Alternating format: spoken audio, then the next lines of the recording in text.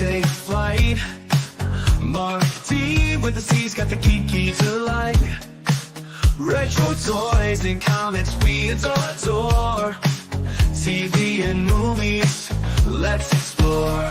Sunday Night Geekery, it's the place to be. With Marc D with the C, let your nerd run free. Old school vibes and stories untold. Tune in, tune out, let the magic unfold.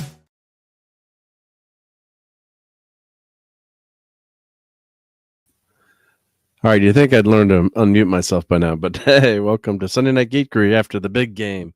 And you might notice I got a slight cold going on, so we're not going to do probably famous last words, not a 4-hour stream tonight, but great to be in with everyone. Hopefully we'll have some of the usual suspects headed in from their Super Bowl party. So let's say hi to everyone who's here. So hope you guys all enjoyed the sports balling tonight, the sports ball game.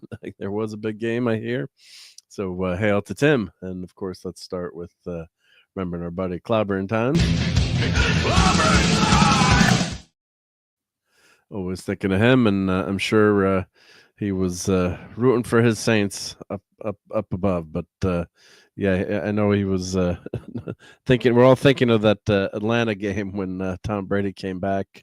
And, he thought Mahomes maybe would come back tonight. But, nope, did not happen. So, yeah, what a mess. What a mess that game was. It was a boring, unless you're an Eagles fan or really don't like the Chiefs, not a great game to watch. So that's what's disappointing about it too. But hail to Brian Hepburn. Hey Brian, great to see you.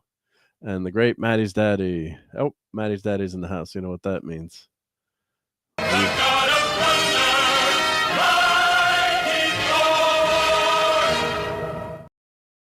All right, Thor's in the house.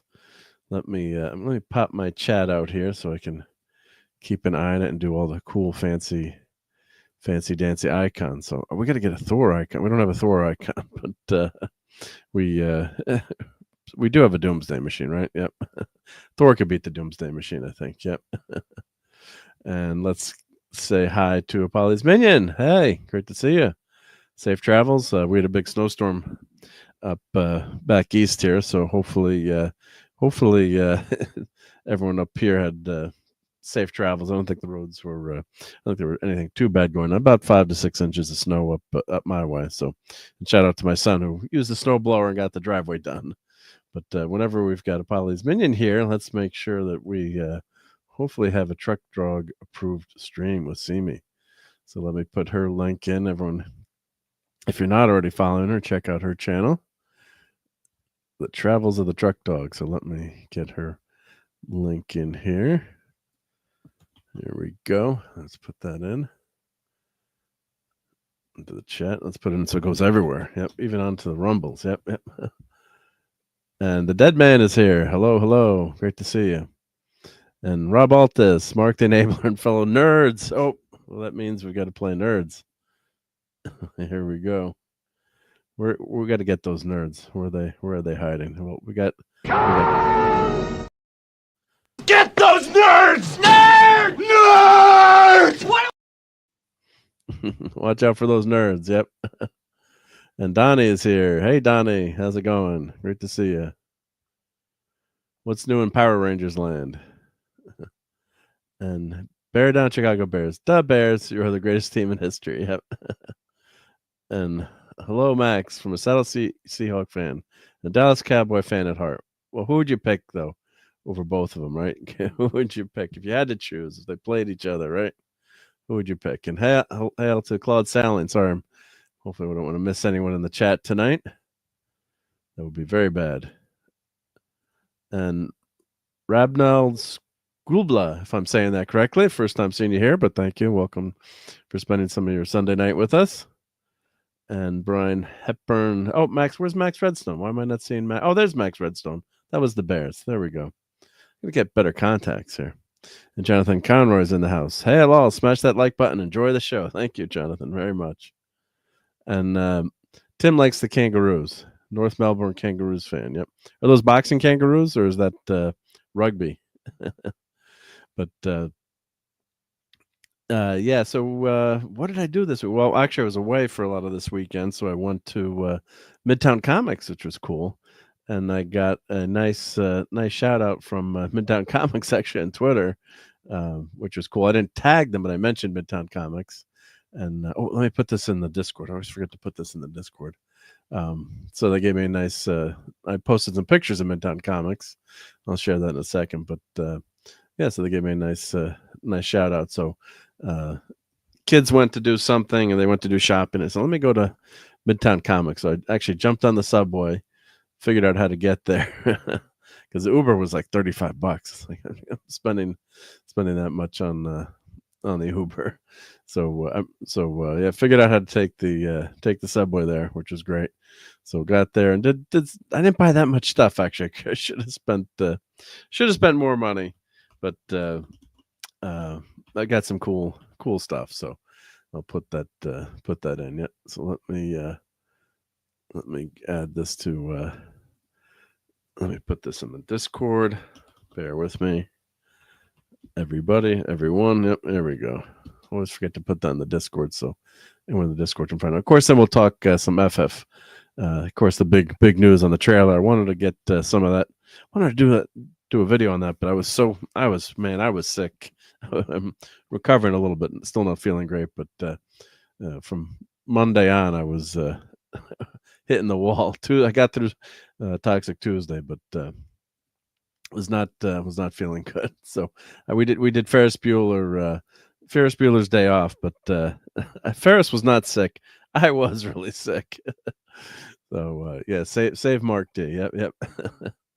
Donnie watched the final Bakurage Sentai Boomburger, if I'm saying that right, episode.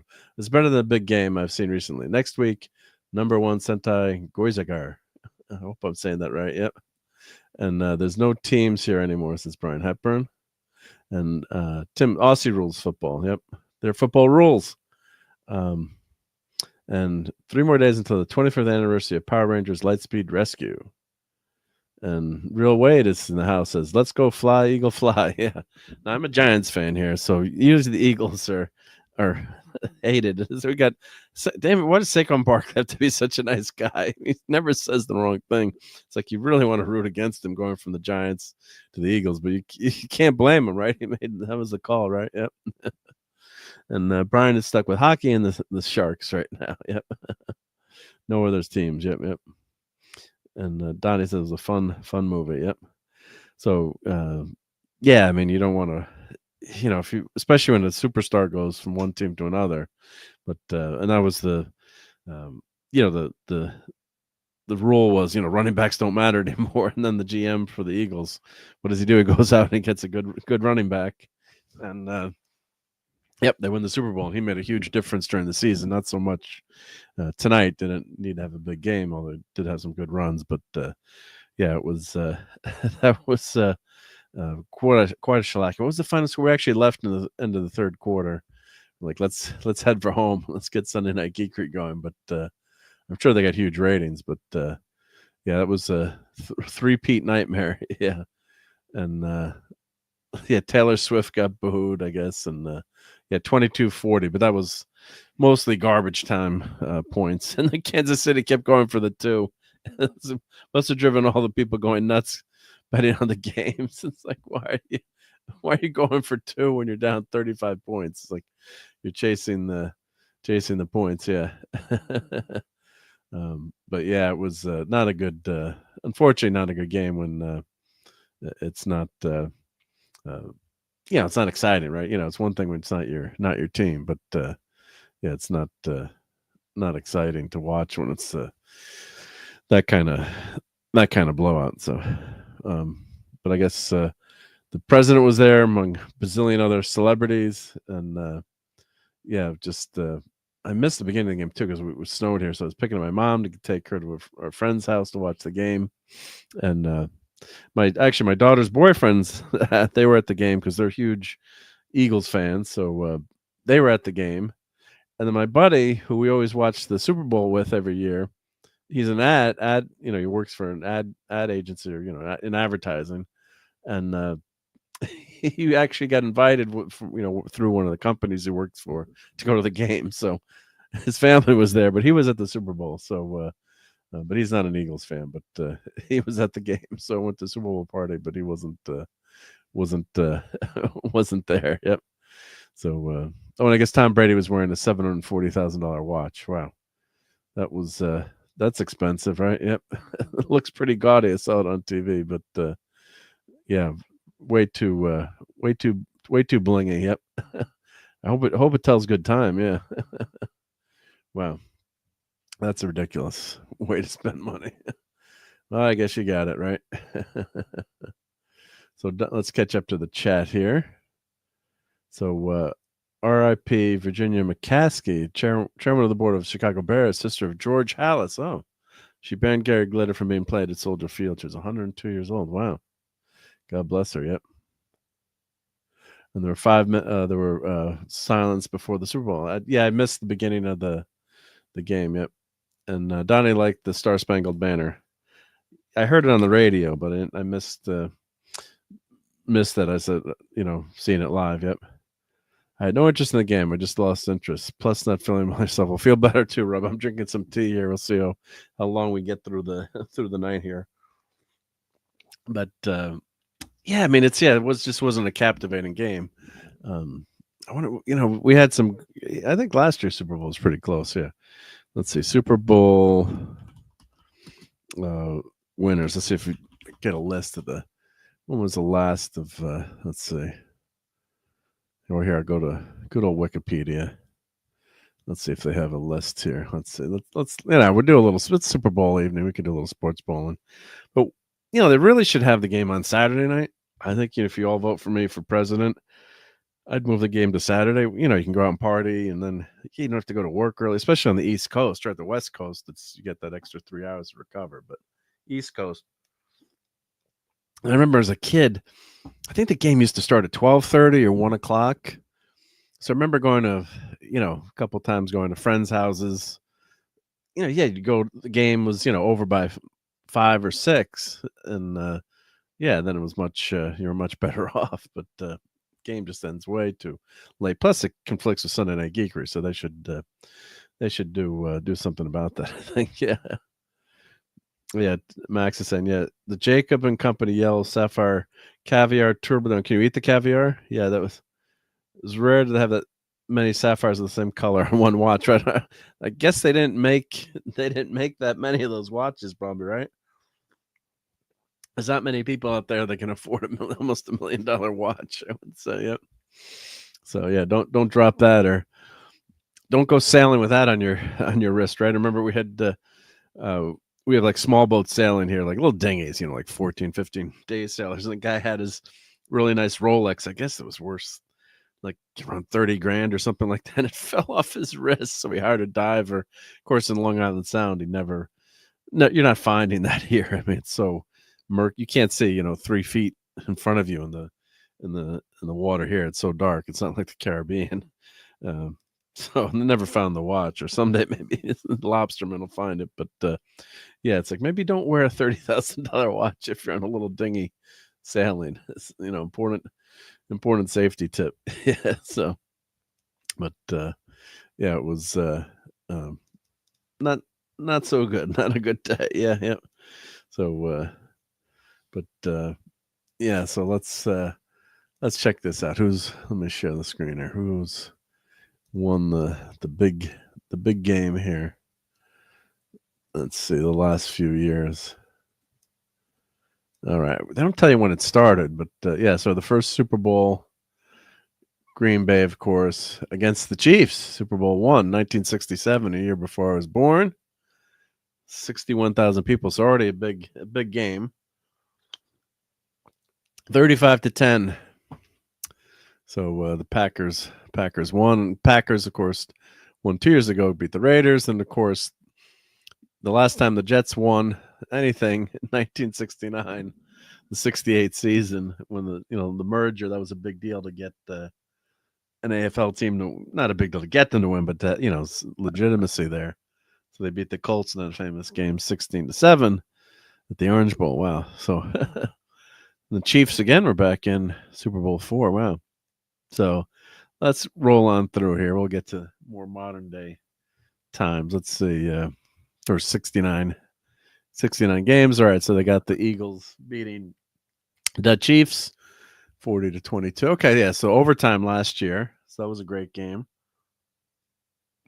And then the Chiefs beat the Eagles 2023. When did the Eagles last last win? Let's see here. Oh wait, the Eagles won.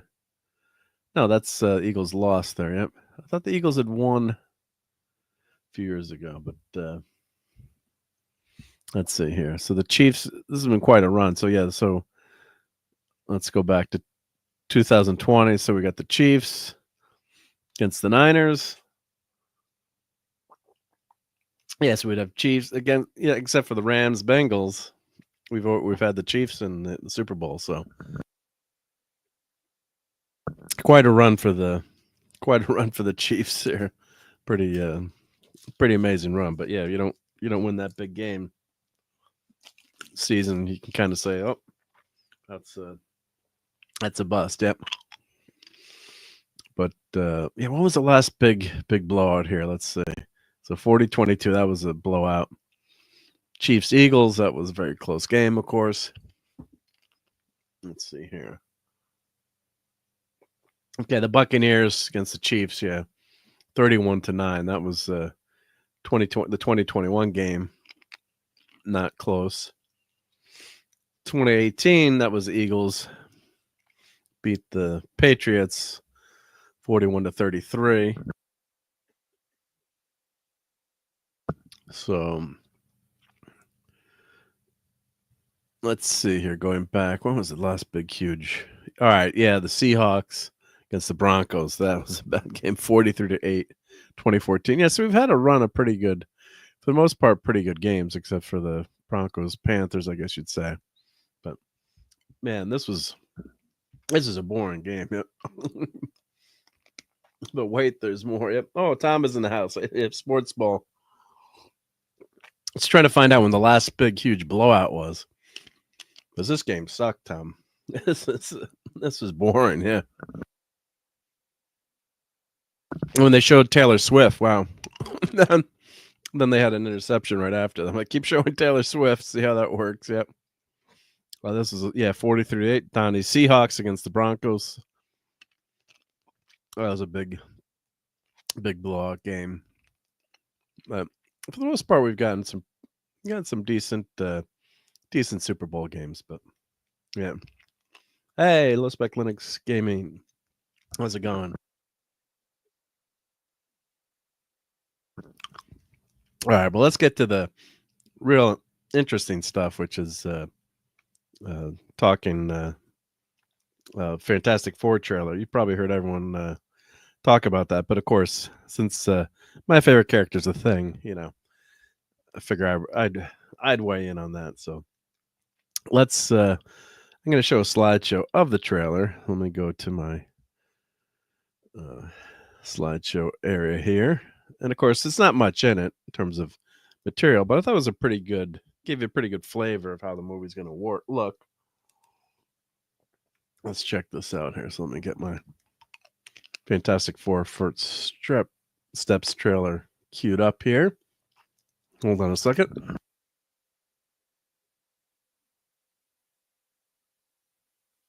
All right, let's get these options here. Let's do the slideshow. Okay. I got to talk to my producer in the background here to get this up here. Just kidding. All right. Hey, RJ Godzilla's here. How's it going? Yep. Brian says the thing. Yep. Here, let's put some things in the house. So yeah, it's I thought it looked great in terms of the 60s vibe. I think that's a great way to go, and our buddy Clobbering Times would have been happy about that. Yeah, the accent on the thing was not good, and the voice is not deep enough or gravelly. His voice should have changed, and they could have manipulated it in post, and maybe they'll go back and do that. Hey, Lenrod. So I'm seeing that comment a lot. So yeah, I think they should do that. Let me put up my handy dandy overlay. Protect us from the copyright gods. Let's see here. There we go. That one's fun. Yep. Experimenting with these. So, all right. So the door is opening to the Baxter Building.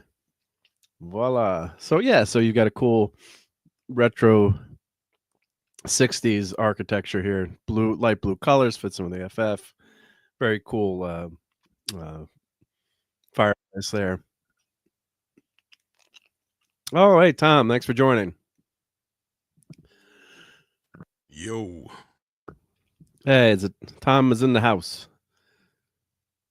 I hope. Oh, he's muted. It's clobbering time. Yes, it is. Yep. Yeah. How's it going? It's going. How you doing? Good. Yeah, I'm fighting this cold. So if you hear me cut out now and then, it's the cough basically. Hopefully I won't forget the cough button. But yeah, I've been fighting a really bad cold. So, but too much fun this weekend. So, did you do anything for the Super Bowl or? I tried to watch it. I watched most of it. It was. The commercials weren't that good either, were they? Nah, they weren't bad, but they weren't like great. Right? Like nothing really stood out as good. Didn't really get any good trailers or nothing. It was just kind of like me. Man, right? I mean, you got the Thunderbolts trailer again. I guess there's a new version of the Thunderbolts trailer. Yeah, that was like the most, as far as like something new we got, I guess. Way to look at it. Yeah, I don't know. But did they show anything, or did they anything new? I didn't even catch much in it that was different, right? I mean, I think the trailer was new. This trailer was all new, the Thunderbolts, but otherwise all the other ones were pretty much all the same shit. So yeah, that we've seen already. Yeah, it didn't seem like it was. You're in a room with a bunch of people and you're trying to watch it. And my mom's like, "Mark, do you know about that new Marvel movie that's coming out?" I'm like, "Yes, Mom." That's so cute. I'm like, for sure, yep. And the halftime show sucked. Yes, the halftime show I think sucked. I mean, everyone was asking who Kendrick Lamar was, and I have no idea. I thought it was Usher. That was Usher. That was Usher. It was Heidi Lamar. Yep, not Hendrick, but yeah, I didn't know one song. Like obviously not my music, but usually you can recognize some of the songs, even like J-Lo or. I don't understand this one at all. Yeah, like usually they get somebody who, some of the kids will go, "Oh God, they're so old." Well, like, yeah, that's kind of the point. You got to reach a broad demographic, right? Yeah. Like you grab people like Aerosmith, like Michael Jackson, like Prince, like, that was the whole point of grabbing these folks, is because everybody knows who they are. Yeah. Like, I have no idea who this guy is. I think I half-ass recognized one of the songs he sang. Okay. And you're a music guy too. Well, yeah, but I don't, and I admittedly don't listen to a lot of newer music. Yeah. I listen to some newer country, but not anything as far as like modern pop, anything. Yeah, but I mean, your music is very important to you though, so you're. Yeah, I mean, once in a while, I'll vicariously soak up some song from somewhere, but. Yeah, like I know who like Billie Eilish is. You have to reach like a certain plateau before I know. And to me, like that's the plateau you have to reach to be on the Super Bowl, right? It's like, okay, if I've heard of them and they're newer, then yes, then they're popular enough. I have no freaking clue who this guy is. I don't even really care for Billie Eilish, but I would understand if Billie Eilish, you know what I mean? Or Rihanna, I think Rihanna already did it, but you know what I mean? Like people like that who are already, crossover up there. Appeal. And not just, but exactly. Crossover appeal. They've been around for a while. They're a name. And this show, like, it wasn't even a show. The Blues Brothers were more memorable than this. Like, there was nothing on the stage, right? There was nothing going on. No, it was just, there was some dancing and stuff, but but it wasn't like sometimes they do an elaborate stage or you're talking about like some of the showstoppers were like Michael Jackson, Prince, for instance. Like those guys came in and we talk about them. Nobody remembers who the hell played those games. No.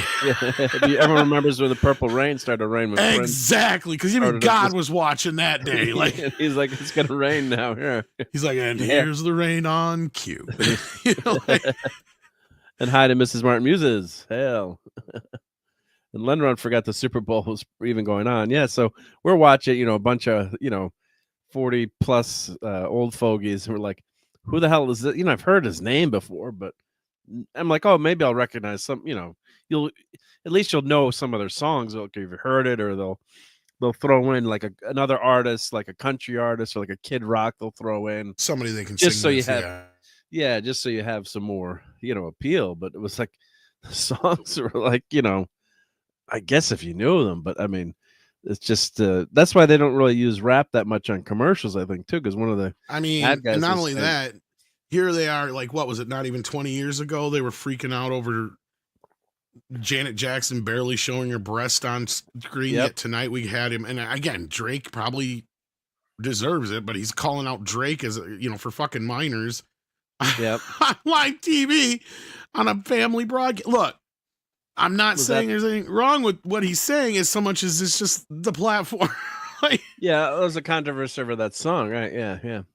And I mean, I was poking fun at some of the shit because I couldn't understand half of what he was saying, but still, it's like, you're right. Like, this was a piss poor performance all around. It was a blowout to begin with. Yeah, so no one cared. And I mean, everybody was predicting the other way, which was kind of funny. If anything, that was the more entertaining part of the first half of the game, was everybody's expecting, the Chiefs to walk away with this, and all of a sudden Seattle comes in and just kicks the shit out of them. But then, like you said, the commercials were kind of lackluster at best. Yep. There wasn't any that really stood out to me as completely like sore thumbs or anything like that. There was that ladies, let's get flag football started again, which it's kind of like, okay, the commercial itself was a little, because you got this, nothing pound chick taking on an entire football team. But that being said, I like the sentiment that it's putting out there, and that is, let's get back to the normal sports, right? Where you had girls sports and boys sports for a reason, right? Yeah, I mean, they want to do anything pro flag football league. Yeah, I think the commercial kind of worked against itself a little bit, but hey, that's neither here nor there. That was like one of the only ones that stood out to me in a bad way. As far as there was a few other ones here and there that were just kind of like commercial everyone seemed to like with Harrison Ford. I was on the Jeep commercial, that really long one, I guess. Yeah, it was a patriotic commercial. Yeah, there was a few that were all right. There was a couple that made me chuckle. But nothing that really stood out to me like in years before, where it was like, okay, that was the highlight of the year, or any real great reunions or anything like that. I mean, we had the When Harry Met Sally commercial, for fuck's sake. That was lame, though. That was lame. The Matt Damon one, I think, made me laugh the most, and I don't even know who the soccer player is that he was with, but like, was it David Beckham? I think it was. That's David Beckham. Yeah, David Beckham. Yeah, okay. Yep. So like, I know of him, but like, I wouldn't know him to point him out. But I guess. And today I got the joke of, okay, he kind of looks like Matt Damon, I guess. Yeah. And the Ben Affleck joke was the part that made me laugh, but like, yeah, that was, I mean, it was minor stuff, though. It wasn't anything that was like, oh man, that was a great, great commercial. You're like, nothing that really stood on its own or anything. No. Yeah, I was trying to, let me see. I had just watched, when you watch something on Twitter, I was like, what was the best ads? They had like a list of the best ads, and there were. I mean, Disney should have saved this for the Super Bowl. Oh, here, Vigilant. Here, let me pull this over. I'll pull this over and show this, but let me pause it just so I don't think it's a commercial, but who the hell knows? But all right, so they're saying the kid knocking out cancer. I missed that commercial. That must have been early. Bud Light, is that Post Malone? I guess right there. It looks like. Let's see if I make that bigger. Yeah, it looks like Post Malone there. Yep. Bud Light ad, and then I don't even remember that one. He Gets Us. That ad. Then another one. A lot of the ads were just Super Bowl immemorable. Like, I just don't even. Yeah, I don't remember this one. Then another. The sloth one with the Coors. I vaguely remember that one. Yeah. Right. I remember also the one with the delivery thing where you had all the mascots or whatever, but that's just because that was kind of like, okay, yeah. Yeah, the mascot one. Yep. Tom Brady without the battery, I guess. The Duracell one, that was silly. Michelob Ultra. Yeah, that was a pretty cringe one. That was probably one of the cringer ones of the night.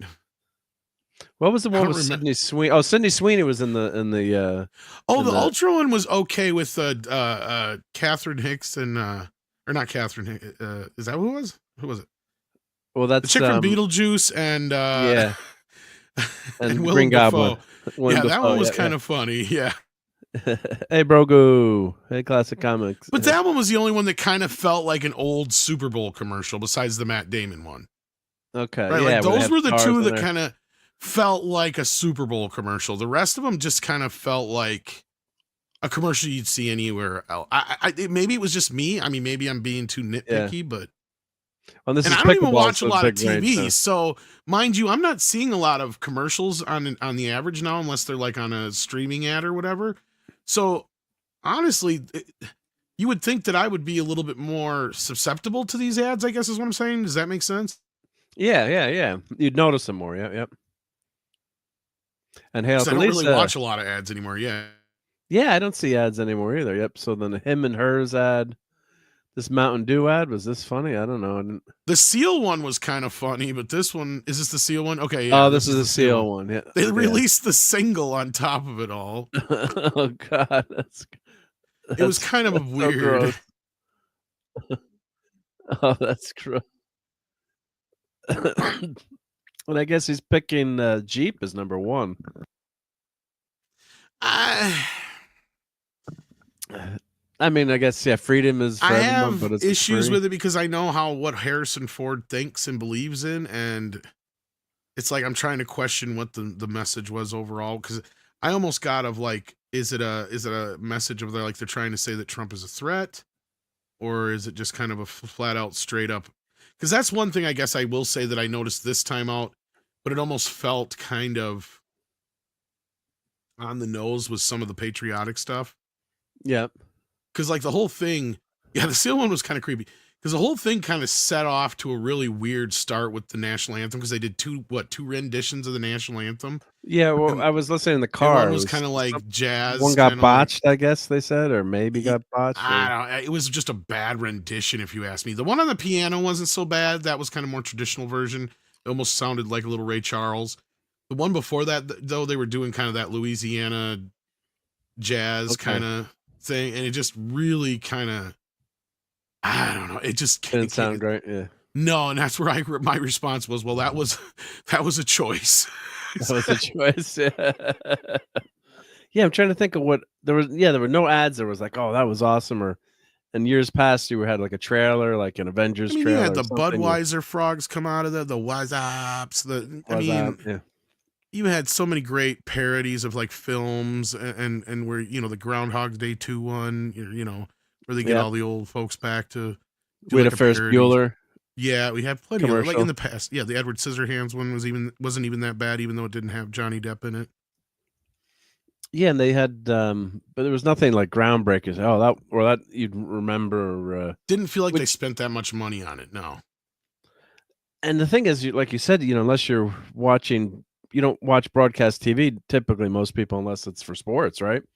So back in the day, really watch it at all. Right? No, I just happened to watch this because it was free and it was on Tubi, and everybody kept asking if I was going to watch it, and I was thinking about doing the tier show like I had been, but pretty much everybody was canceling their shows for the night, so I was like, fuck it, yeah. So like, I watched it anyway just because I had nothing better to do, and I was bored. I was bored out of my brains. You weren't at a party, or at least I was at a party. I at least was looking forward to the commercials, right? Like, I mean, that's the benefit of this show. Even though the few years I've watched this because the Packers were in there, maybe, but other than that, I could care less. I'm watching for the commercials and the halftime show, and all around this whole game was just kind of a meh. I was glad to see the Eagles win, but outside of that, it was just meh. Yeah, everyone's sick of the Chiefs, right? Yep. Well, Cindy Crawford had back in the day. There were some very memorable ads back in the day compared to now. Yeah.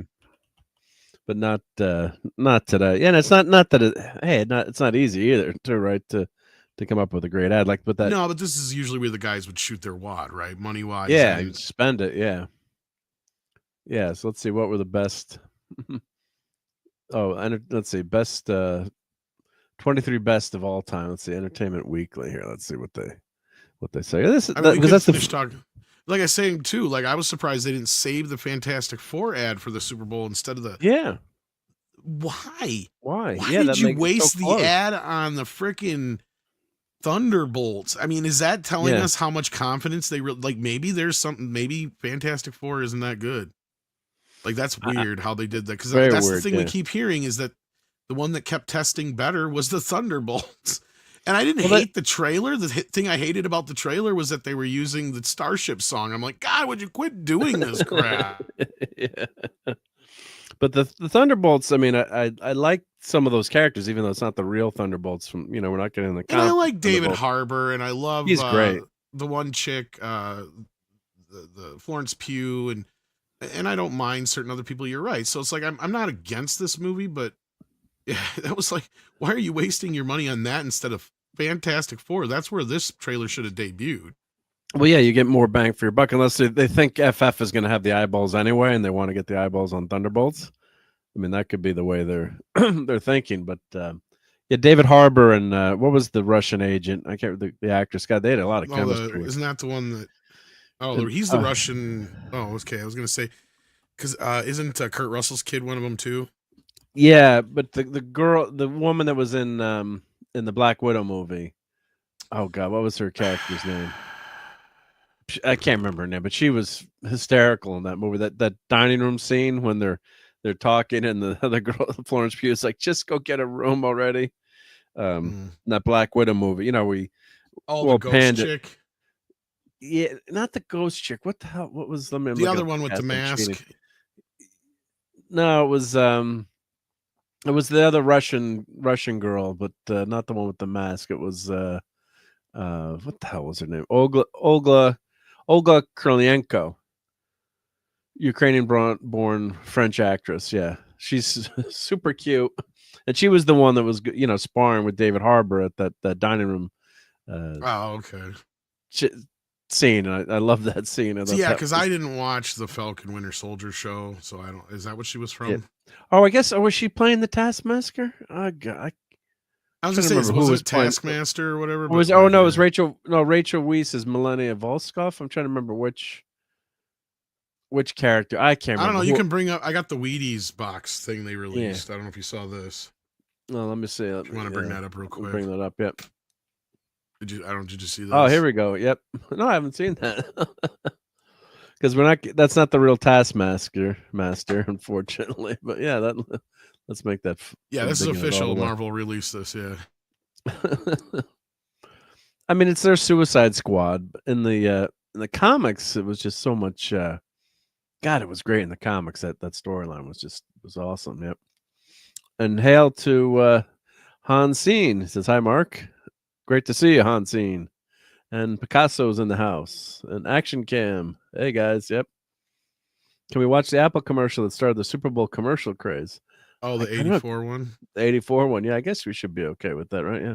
I would. Krylenko was Taskmaster. I can bring that up since you got your other thing up there. Yeah. Ghost still has zero personality. Yeah. Not a great character. We'll see what happens in the movie, but I'm trying to remember who was in that scene to get in Black Widow. I remember telling Clobberin times, I'm like, there were some good scenes in that movie. He's like, that movie sucked. Which one, Black Widow? The Black Widow movie, yeah. It was fine up until the last 45 minutes where they're literally falling for 45 minutes. Like, that was where I'm just like, okay, all logic has gone out the fucking window here. Like, and they all live. It's like, what the hell is this? Like, she's coming out of the plane, and they're flying. I counted after a while. I'm like, okay, they've been literally falling now. I mean, I'm being a bit hyperbolic, but I'm not kidding. Like in the movie, it's like 15, 20 minutes almost. They're falling. Yeah, it's like, okay, shit would not take that long to fall. No way. Yeah. So it's just. But there were some good scenes in it. But yeah, and I was listening to you on a show. Her chemistry with Scarlett was pretty good too. Like that was why I kind of like the Pugh character, like Florence Pugh's character. I was kind of like, at first I was resistant to it because it was another replacement character, but I'm like, oh, she's kind of decent. Like, yeah, she has her own story. Yeah, kind of like the Haley Steinfeld one. It's like I don't like why she's there, but she wasn't obnoxious. Yeah, and if you read when you read the original comics, she's a much better character in those comics, and but it shouldn't be called the Hawkeye show. It's basically her show. When you read those comics, and who was that? David. I'm forgetting the artist who did that Hawkeye series, but and the dog is awesome. The pizza dog is an amazing character. So it's David Aja, I believe, is the artist. But yeah, it just does, some things don't translate that well, and then they've gotten so far away from having guys as heroes that you can't help but notice it. I mean, it's just ridiculous. So yeah. But here, let's see. Oh, you got that video, the Apple. Yeah. Today we celebrate the first glorious anniversary of the Information Purification Directives. We have created for the first time in all history. I remember the big deal about this was how much they spent on it, if I remember right. That was cost a fortune, yeah. Yeah, and there's Apple smashing norms. When you had the operating system that you had with the mouse and the icons, it was groundbreaking back in the time. Well, I imagine this might be on that list that you brought up there, so it's probably the number one. Probably a good segue to that, yeah. We shall prevail.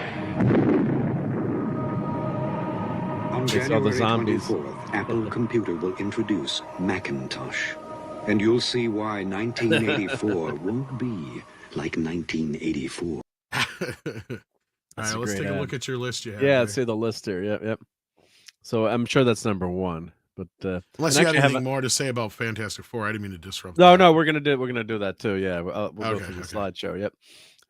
But I'm actually looking at an original Mac right behind my monitor here, which I keep in my office, but I haven't fired it up in a while. But yeah, I mean, that you just can't. I remember my cousin he worked for a computer store out of college, and I brought over the first Mac, and to see that little unit with all the graphics, having grown up with DOS and Tandy Radio Shack, we got low spec Linux in the house. I'm sure he remembers all these old machines where it was. I don't know how when you first had your first computer, Tom, but it was all, text based. There was no graphics to it. So when you had that, you were like, "Oh my God, I can't believe this!" The word processor and drawing on the screen with the mouse. It was just groundbreaking. So let's see what they pick. Hey, Kid Catch. All right, my buddy Tom Ocon. So I've told this story before, but we'll play this without the volume. But this kid here was in my college dorm room with another good friend, also called Tom, and he had the jersey and the football signed by the Steelers there, and he was kind of a crude guy, which is funny. But I haven't talked to him in years. But we had Tom Ocon, this guy, living on the second floor. On the first floor, believe it or not, we had Mikey from Mikey Lifeson on Life Cereal. So we had probably two of the most famous. You're shitting me. I shit you not. And I had no cell phone back then, but these guys were at parties together. I don't know if they had any. You're pictures making together. that shit up. I show you the year. Well, no way. The kid from Mean Joe Green commercial partied with Mikey. Yeah, that's like because Mikey was dead already from eating Pop Rocks and drinking soda. And probably the Coke they got from Joe Mean Green. Yeah, so I remember being at parties and kids would walk up to John Gilchrist is his real name, Mikey, and he's like, "I thought you were dead." His name ain't even Mikey. No, it's John Gilchrist. And motherfucker, do I look like I'm dead? Because after a while you get sick of it, right? Everyone telling you that you're freaking dead. So, but Tom had the football in the dorm room. I remember we played pool all the time. We had one of those little mini sharper image pool tables. But yeah, this is like these iconic ads, or like, I don't know if like my kids, that generation remembers as much, but everyone in our generation knows that Mean Joe Green commercial. I think it's a little kid. I would say I wasn't even born yet, I don't think, or maybe, but okay. No. What year would it add? Was that 79? Oh yeah, so no, I wasn't born yet. Yeah, I've seen it though, so I mean, it's not like I wasn't aware about it. Yeah, they showed it for a couple of years. See, that's the thing. I remember back then commercials would play for a couple of years sometimes. Yeah. Yeah, it was forever. Yeah. They don't mention Tom there. Why don't they, Tom Ocon? How come? So this commercial wound up winning a bunch of awards, inspired a made-for-TV movie, The Stealer and the Pittsburgh Kid. Yep. It was Henry Thomas. Was he in the? Oh, was Henry Thomas in the movie? Yeah, Henry Thomas in the movie, not Tom. Kid from E.T. got my role in the movie, fucker. Fucker. He was going on Oprah, and he's like, I'm gonna say some shit to Oprah. Like, Tom, you're not gonna do. I'm gonna swear to. Of course, he was a gentleman, but he was a. When I'm saying he's a crude guy, it was, like you'd have fun, with the guys together, like not the kid, like like that. But yeah, it was. He was a great guy. Yeah. So shout out to Tom Ocon, and he said this, of course, helped for pay for college. I'm sure that was a good commercial. And then we had Mikey he did a commercial in the school cafeteria. And like, even Mikey likes the food here. It's like, maybe this isn't a selling point, but I think he was dropped out after the first year. I think he ended up graduating somewhere else. But yeah. His name's not Mikey. My life has been a lie. I know, right? Yeah. Hey, Sashi. And the kid from the Mean Joe Green commercials all like, fucking no one alien, and you get every role in Hollywood. Right? God, there's the Apple commercial we were just talking about. Yeah, so they're going backwards. Okay, number 2. Okay. What the list should be the other way, right? I know, I hate it when they list them that way. Yeah, we should go the other way. Yep. Here you go. Or, well, I mean, this spawned a movie. Yeah. A very successful film, yeah. All right, so that was Bugs and Gang. Not only that, a clothing line, and this was huge. I mean, people forget how big these commercials were. And Air Jordan is such a popular popular brand, movie with my kids' generation. They said they just watched this movie over and over. Oh, it was one of my kids' favorite films growing up. Right? He didn't know who Michael Jordan was as a basketball player, but he sure knew him because he knew Bugs Bunny. Right? Do kids know Bugs Bunny these days, or? Oh, my kid did. He loves Bugs. Growing up, he loves the Looney Tunes, right? Yeah, probably more than usual. Yeah, but I was pretty selective on what I would let him watch when he was younger. So, but yeah, that's just a great idea. Yeah, I gotta miss the great Looney Tunes. Yep. There you go. There's a classic. Budweiser. Which one is this one? That's when they did. Oh, the frogs. The first time. Bud. Why? I think first was Bud. Yeah. Bud. Bud. Here, let me put the sound. Let me share it with the sound. Yeah, this one's got to have the sound on. Got to have the sound. I'm not gonna get. I'm not monetized. Unless it's got music, I wouldn't worry too much about it. Yeah. Oh no, Courtney's in the background. Sorry, Courtney. Oh shit. Shoot. You should have said something. No, I didn't ding. Courtney, sorry about that. Yep. Go Eagles! Woo! Oh, Courtney's happy. Yep. I am. How are you doing? Happy. You had fun? Yeah, I'm actually just leaving now to go drive and get my dog. So I'm in the car. So I apologize if there's some I cut out or anything like that. But I wanted to come say hello and hang out for a little bit. Yeah, go Eagles is ELGSES. Yeah. Eagles. Eagles, yeah. Eagles. Philly is going pretty insane right now. I was watching a little bit of the footage, and then I was like, wait, it's Sunday. Sorry, guys. It hasn't gone that insane since last time Rocky Balboa won. Well, the last time they won.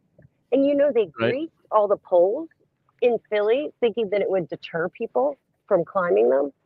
And instead, somebody died like a couple years ago, like from I don't know what event it was, but the Philly captain was talking about it on his channel the other day, and I was like, oh my gosh, that didn't work out well. And someone just died too of climbing a pole. Where was it? It was in DC or somewhere. It was a guy was a gymnast actually too. But what was it celebrating? I can't remember what the sporting event was, but the kid passed away. It was sad. Yep. Yeah, that's total. Oh my god, it's really sad. What did they grease the poles there too? No, I guess he just fell off. Yep. Oh, and Sasha is saying cassette. Oh, Sasha had a Sinclair Spectrum too. I had a Timex. Still have a Timex Sinclair. I might have another couple of clones of that computer too. But yeah, that was a little mini computer. Yep, we're dating ourselves. Yep. And John John Evan never liked Space Jam. But it's a popular flick. Yeah, I didn't hit it with me, but my kids loved it. Yep. Is that the one with Shaquille O'Neal? No, that's Michael Jordan. The new one is with Shaq, and that was a big flop. Yep. No, the new one was LeBron. Oh, LeBron, right? Oh, That's LeBron right. James. Gotcha. Yep. And hail to Oliver. Let's see. Oliver. All right, well, let's play this. I'm sure I'm safe playing this. Yep. Bud. Wise. Bud. Wise. Bud. Bud. Wise. Bud. Wise. Bud. Bud. Wise. Bud. Wise. Bud. Wise. Bud. Wise. So remember who was I the totally remember those commercials.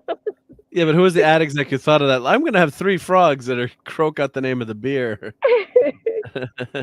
Are you going over like the different Super Bowl commercials from the past? Yeah, this is the best all-time commercials. Yeah, but did you already go over this one, or was it on the list? I'm very curious because it's my favorite, and I know a lot of women. It was that really hot guy with all the puppies. There was a Budweiser commercial. A hot guy with puppies. With the lab puppies. I don't know no, I don't think we got that yet. Yep. Oh, it was a really good one. Shazak was Kazam and Steel. Thank you, Brian. Yep. The classics is Mark 47. Yep. I don't remember this one. Bud Ice Penguins. You're going the wrong way. I don't remember this one. I know neither. Bud Ice. Not at all. Beware the penguin. I think and I vague now that now this one was one of the all-time classic. Hello? Hey, who? What's up? Nothing, B. Just watching the game, having a bud. What's up with you? Nothing. Watching the game, having a bud. True. What's up? What's up? Yo, pick up the phone. Hello? What's that? It's so funny. Yo, where's Dookie? Yo, Dookie. Yo. What's that? What's that? Hold on. Hello?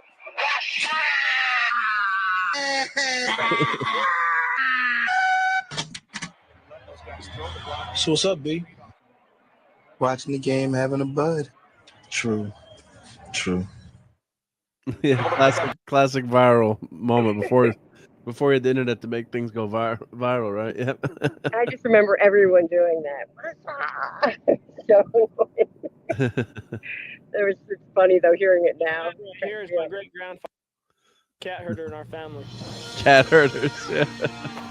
Herding cats. Don't let anybody tell you it's easy. Holding together 10,000 half-wild short hairs. That's another thing altogether. Being a cat herder is probably about the toughest thing I think I've ever done. I got this one this morning, right here.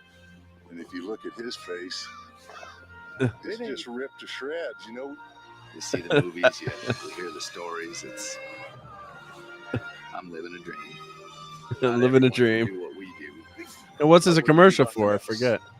It ain't an easy job, but when you bring a herd into town and you ain't lost a one of them, ain't a feeling like it in the world.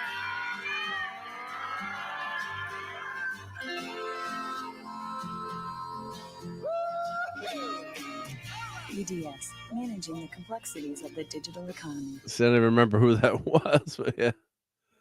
Joy of Power. Oh, this is Britney Spears. Let's see. We'll keep the sound off for that one for some minute.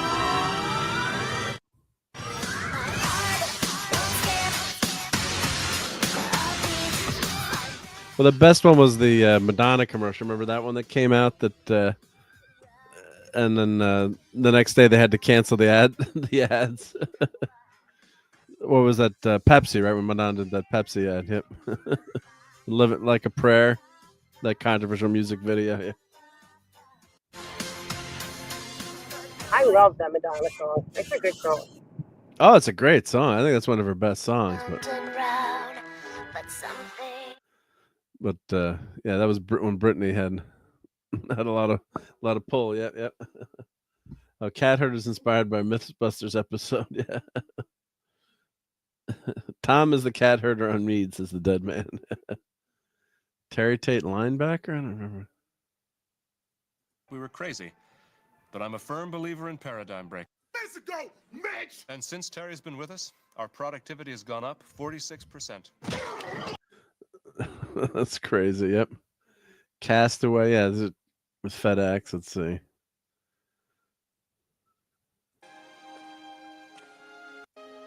Yeah, what was in the package, right? Yep. Roomed on an island for 5 years with this package. And I swore that I would deliver it to you because I work for FedEx. That's very admirable. Thank you. Hey, but by the way, what's in the package? Nothing really. Just a satellite phone, GPS navigator, fishing rod, water purifier, and thank you again. Good work. Yeah, right. Tom Hanks. Yeah. Oh, That's Lord. funny. Oh, Lord. E-Trade Baby. I remember that one. This is probably one of the first ones that became annoying. Man, investors just It did, yeah. lose tens of thousands of dollars on their 401k Then they stopped these, right? Yeah. fees. Thankfully, E-Trade has low-cost investments and no hidden fees. But, you know, if you're still bent on blowing this fat stack of cash, there's a couple ways you could do it.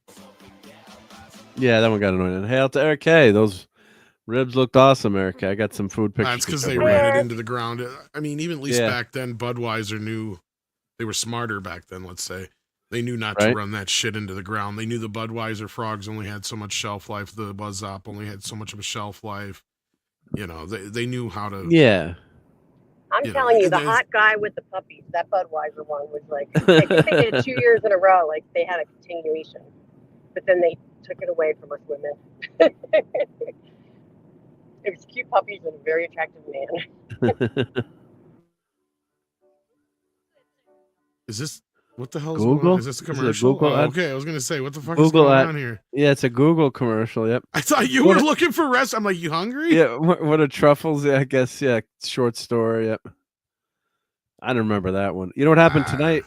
The dog jumped on the couch and it switched over to like channel 4, and like another show came up, but we thought it was a commercial. Like we weren't paying attention. We're like, why is this going on so long? They were like, what's going on? And we're like, wait, the dog changed the channel. So it was that show. It was, you know, it was like a Survivor show or something. We're like, what's going on with the game? What's happening? What's happening? Yep. This is a classic with Betty White. Yeah. Yeah. Oh no. You killed Mike, Betty White. What is your deal, man? Come on, man. You've been riding me all day. Mike, you're playing like Betty White out there. That's not what your girlfriend said. Baby. Your girlfriend Eat said. Snickers. Better? I love her so much. Yep. I'm all bet. Hey, is that Ava Gona? You're not you when you're hungry. Snickers satisfies. The Volkswagen Force one. She reminds me so much of my mama. Rest her soul, bless her soul, and rest in peace. But my mama was like the sweetest woman, but she also could tell, like she kept up with current TV and stuff, and she would say the funniest things. I think I remember this one. Yeah, of course, being a Star Wars fan, you'd try to get everything to work. Yeah. I think doesn't something work in the end finally, or I'm trying to remember. I keep killing because they're gonna get you for the Star Wars. This music. one was cute. Yeah, didn't something? Oh, you don't remember this one? I know, I remember, but then what happens? Something works or something. The dad, it's got the thing on the key light. that turns on the car or whatever. Yeah. Yeah. That's auto. Yeah. Yeah, it's cute. Yeah. Oh, the Clydesdales. Yeah. That's a long ad, but yeah. Let's do it. Yeah, so they always have the young Clydesdale, right? The Clydesdale commercial was okay tonight, but it, nothing, super memorable. Hey, Rodimus Supreme. Hello. Hello, Viva Young, Taco Bell, 2013.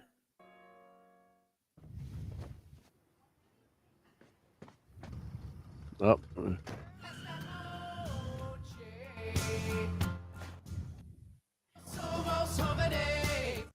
Get out of the pool. Watch out with that song. That's a really famous song, just so you know. Yeah, I like that I muted it. Yeah. For We Are Young, yep.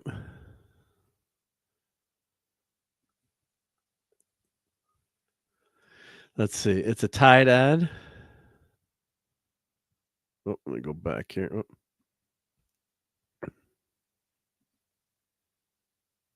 Come on. What's going on? There we go. Yeah, just your typical Super Bowl car ad. Right? Or a hilarious beer ad. Or whatever ad this is. Whatever. But it's a Tide ad. Oh, yeah, that was Tides from a few years It's a Tide ago. ad. What makes it a Tide ad? Let's have a There are bunch no of these in stains. the... Look at those clean clothes. What else would this be an ad for? Diamonds? A gift that lasts. Yeah, those weren't Tide that. ad? That was all right, but... I never saw that one. Yeah, Michael Bublé versus Bubbly. Let's see. T-Mobile. Nah, these aren't iconic ads anymore. I mean, I guess some of them were funny, but what's this one? My fellow gods, the dark skies have spoken. It is time for Susan and I to retire. But where will you go? Zeus! Sorry, Zeus! I need a charge on the... Oh! Thanks! Sweetheart, it's not rocket science. I'm heading out. Don't forget to take Peggy for a walk. Mwah. Yo, Zeus! A little juice! That's it. I'm done with this place. We'll see about that. Everything okay out there, baby? Peggy, a little walk, huh? I miss when commercials were I actually figure a you could thing. use a little pick-me-up. All electric? All electric.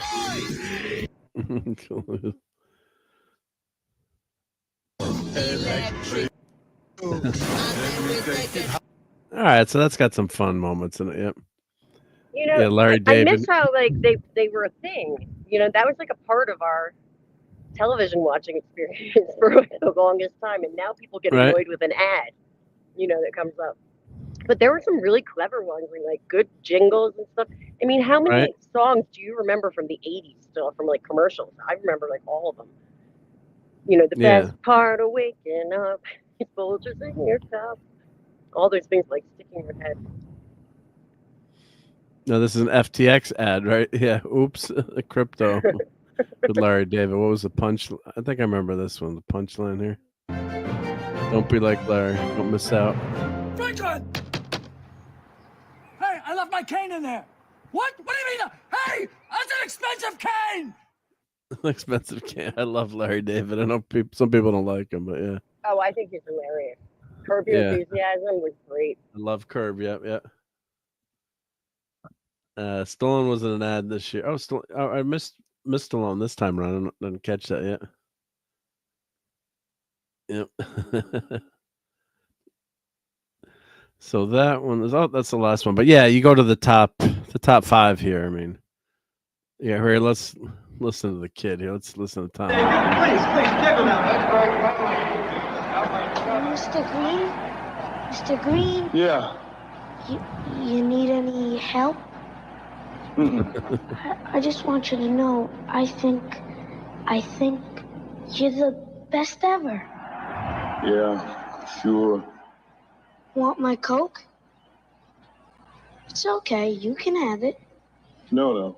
Really, you can have it. Okay. A Coke and a smile makes It tells a great story in this ad, just in a few seconds, right? You get the setup.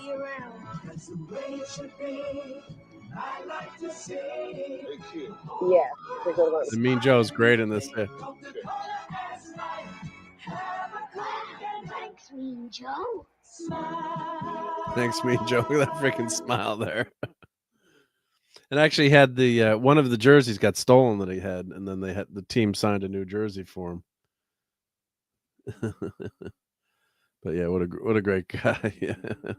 Yeah, Apple, Air Jordan, yep, Budweiser. Yep, I'd say these are all pretty good picks. Yep. So yeah, but it's fun. It's a touchdown, right? Because everyone's There's watching. Some of them game. I would have picked that before some of these. Yeah, others, yeah.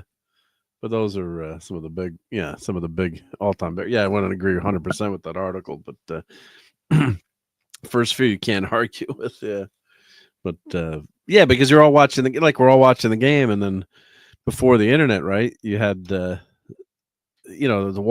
water cooler talk, right? It was basically like this, but just people at work or things to go viral were a lot. It was a lot different back in the day, but we all remember it. Yeah. So I know people. I don't think there's gonna ever be stuff like that again. That people will remember from their childhood and stuff like that. Yeah. Or even just adulthood. Well, because they don't play the stuff. It doesn't last that long. Like that Life cereal commercial. Was forever. Was that the one? Mikey will eat it. Is that Life? Yeah, let's play John Gilchrist. Yeah. Mikey likes it. Mikey likes it, yeah. Yeah, all right. Let's play that one. Let's see. Mikey likes it. Yep. Here we go. Whoop. Why did it my browser keeps going backwards when I go. All right, so I think this is the very first one. There we go. Let's make that full screen.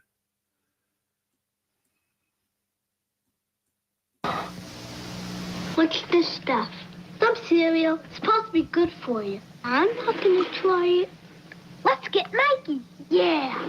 Mikey likes everything. He hates everything. He likes it. Hey, Mikey. Regular, cinnamon, and raisin Life. Nutritious, delicious. Now, Life cereal and Fisher-Price toys offer rebates of up to $100. I wonder how old he is now. How old do you think my age. He's my age. He was in college with me. Oh, he was? No way. Yeah. Yeah, John Gilchrist. If anyone Googles John Gilchrist, that's How cool is that? Yeah, Mikey and the kid Tom Ocon lived in the same dorm. Oh, that is too funny. Yeah, it was ridiculous. Yeah, it was like two of the most famous kids. And then someone was like, Mikey's so in school. long ago. Like, I'm not trying to say you're that old. I'm like, that's so long ago. No, I'm like, yeah, it's. But you wonder, like. Yeah, no, it was just the odds of that are just crazy. Yeah. All right, so let's get to the FF trailer. I'm sure Tom has talked about this one or two times this week, but I'll give you my take on it.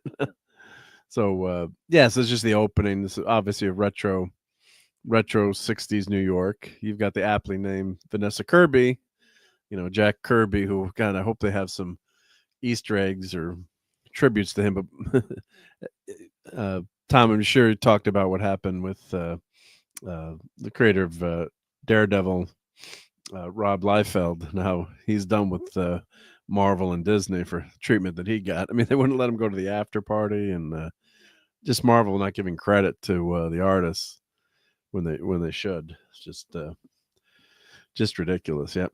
Yeah, he got the Justin Baldoni treatment at the Deadpool and Wolverine premiere. Yeah, why would you do that? I mean, so I think they're worried that they're gonna have to pay these guys, or they feel guilty about it, or I mean, I guess from what he said that it stemmed from something back on the set, possibly. But yeah, in general, Disney just does not treat the original creatives very well, and yeah, that's nothing new. Yeah, I mean, there's no Marvel universe without Jack Kirby, and you always see all these, Stan Lee statues everywhere. It's like, where's the Jack Kirby statues, right? I mean, so yeah, Stephen Mack, I doubt they feel guilty. Yeah, so. And RJ Godzilla saying the Fantastic Four movies coming out 10 years too late. Well, originally they didn't have the rights to it, so, but yeah, once they did have the rights, yeah. They well, 10 years ago, we technically got the Fant 4 stick. Right? Yep. So when did Disney get the rights to the Fantastic Four? How long ago has that been since Fox? When they bought Fox in 2017 or 18, whatever it was. 2017, yeah. So they should have come up with a movie much faster. But yeah, it's that should have been the first Marvel movie. Should have been the FF. You know, of course, Iron Man got the job done, but as I'm liking this with the blue colors and set design and retro futuristic. You can never go wrong with this, right? This is a home run. It's easy to do, right, and not not get it wrong. So the only thing is Pedro Pascal does not look like Mr. Fantastic, and he never will. It's like, shave your goddamn mustache if you're going to play Reed, at least, right? What do you think, Tom? Shouldn't he have shaved his mustache? But I don't know anything about this. I'm not Tom, but I don't know anything about it, so I'm learning. I'm listening and learning. I don't have much to say about it. Well, I'll show you a picture of Reed Richards, and you're never going to look exactly like the guy. Obviously, sorry. Oh, it's okay. Yeah, but I'm saying, don't you think? Here's Reed. This is this thing what I've noticed with the MCU is like whenever they're doing period piece stuff, they always give the guys like mustaches. Right? Like anything that's in the 60s. They think that just emulates the 60s, I guess. I don't know. It's no, funny, actually, like, I was funny unimpressed thing. with a lot of this trailer, actually. Yeah. I wasn't nearly as impressed as some people were. Oh, we got a super chat here from Eric K. You didn't have to do that, Eric, but thank you very much. He says, Pedro cannot play the smartest in any room, let alone the world. Norad Rad is equal to Silver Surfer. They all are 10 to 20 years too old to play their parts. Yeah, I'm not arguing with Eric K there on that one. So let's, first of all, we got to, let's put, thank you again for that, Eric. That was super nice. Let's put the Silver Surfer Kirby GIF up there, and let's play some clips here. So, well, first of all, we got to do it's clobbering time. Where's that hiding?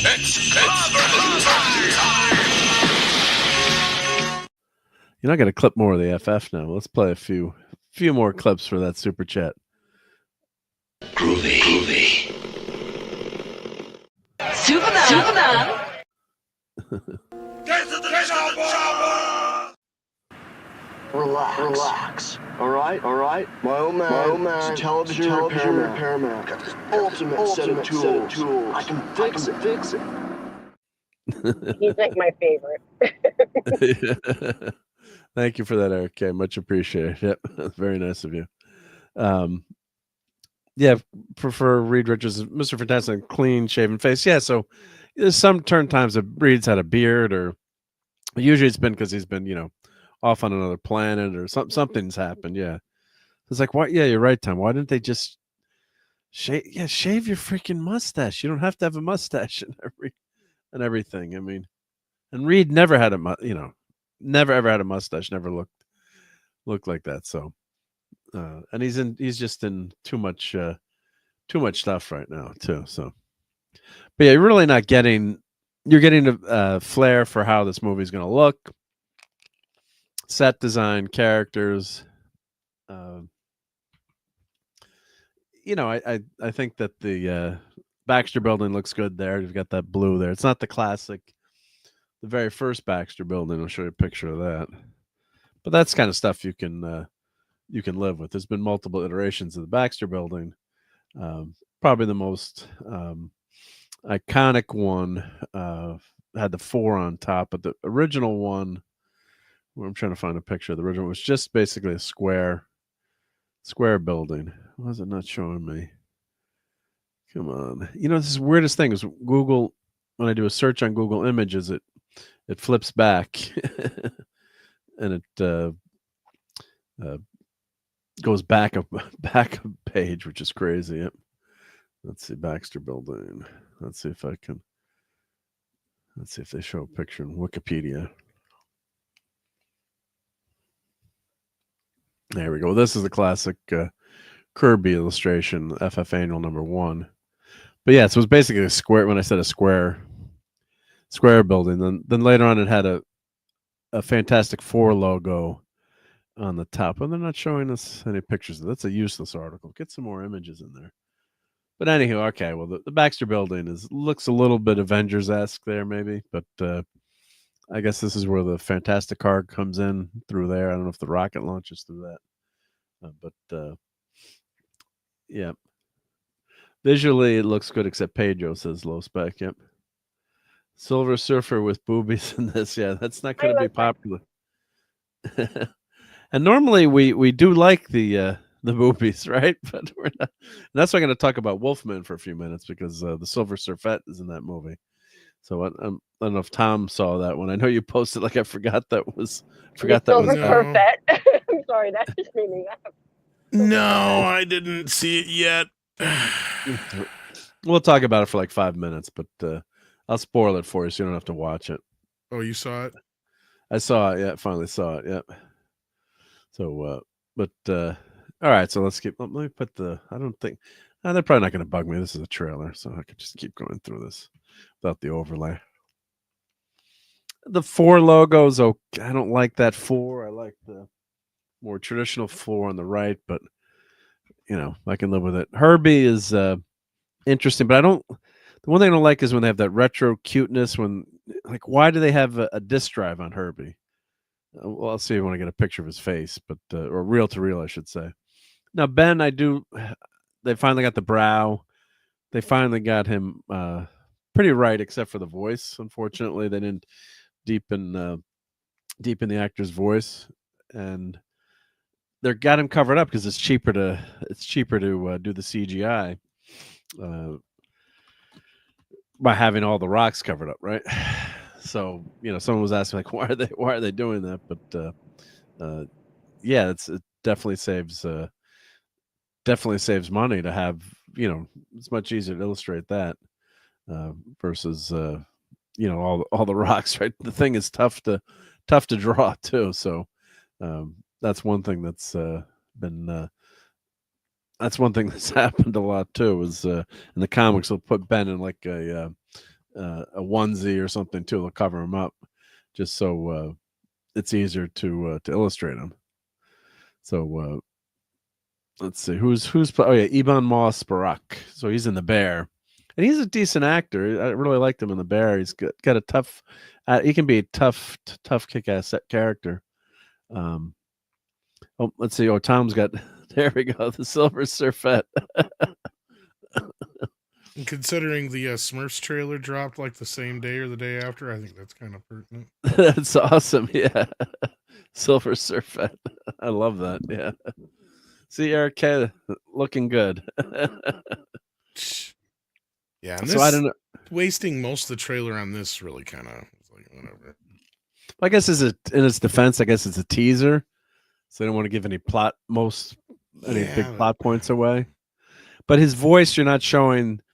You're trying to get more into the character moment, versus, showing something cool happening or a fight or, and his voice. I hope they fix his voice in post, because it's you really got to do something with the voice and make it gravelly or rocky. You can't have it. Yeah, the suit. This is all CGI. This scene here, so that's the problem. Yeah, and. RJ Godzilla says, I would prefer it either Greg Kinnear, Billy Crudup, or Christopher McDonald to play Reed Richards, not Pedro. So, and Low Spec is putting in some old school coding there for you. Those of us that grew up with dot matrix printers, you know what that means. Yeah. I got to find that my printout. I don't know if I could show. I probably can't show it, but the dot matrix pinup. Yes, that's where you get that uncanny effect where it's the suit. It's it's all an all CGI scene basically. So, but I think Ben looks pretty damn good. I think they did a pretty good job. We got the brow, unlike the chickless version of Ben, who was basically a guy with makeup, and they didn't. I don't know why they didn't do the brow, but you got to have that for the thing. So I think they got it pretty spot on in terms of. How the rocks look, thank God, and how his face looks. But that was a little bit too cute by half. And then someone on Toxic Tuesday made a comment about this, and I'm not going to repeat it, but I can't unhear it or unsee it now. And hail to the Void King. Yep. I think the reason why voices are low and hard is probably because the actor agent said they can't alter voices. But yeah, they should let them though. I mean, it's just that could be true, but not doubting you. But then I wouldn't hire that actor. Like it's like right. You're playing the Thing, right? Like I don't know. Yeah, and your voice would change. You turn into a pile of rocks, right? I mean, he's. Well, I mean, even the old 60s or 70s cartoon or whatever it was, I mean, didn't he basically sound like this? You know, something kind of like that, and from memory. And then, you know, he's always kind of had like more gravelly kind of voice. Even when Chickless did it, you know, when he was normal, when he's just Ben, he was just normal. But then when he did, you know, the voice for the Thing, it was different. Like, I think there was even an interview, I swear, where he's talking about how he would try to change his voice to sound like he had literal gravel in his throat, you know, like right, like thing, like Yep. Oh, Courtney's back. Hey, Courtney. Hey there. If I get dropped again, I'll just stay out. I'm starting to get. That's okay. No, we don't mind. Glad to have you. Yep. RJ guy says if the leaked set photos are to be believed, the Thing's head is a mask. They've touched up with CG. Well, a lot of times what they'll do, they'll have the actor wear like a mask or.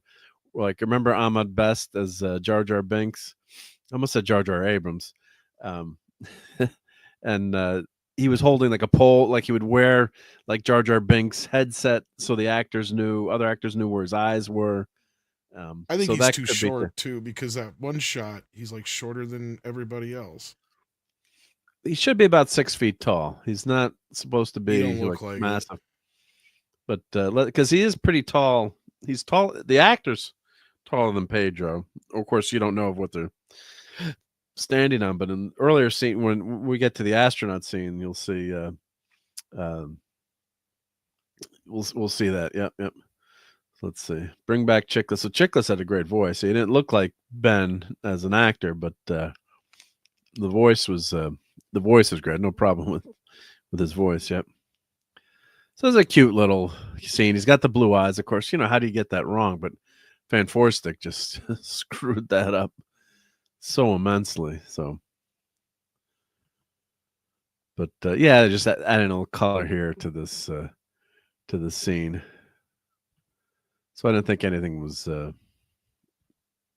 terrible with it. But yeah, you want to see some action. Oh, and Pedro, he actually has a pit, like I call it a pit stash, where it's not like a full beard and mustache, a pit stash. But he's got like scruffy. Yeah, but he's got like a scruffiness. It's not even a good scruffiness. It's like, you know, when you can't like really grow a really good beard, it's like don't a 5 bother. o'clock shadow. Oh, like the splotchy, the patchy one. Yeah, like I got some friends and they can't grow a beard.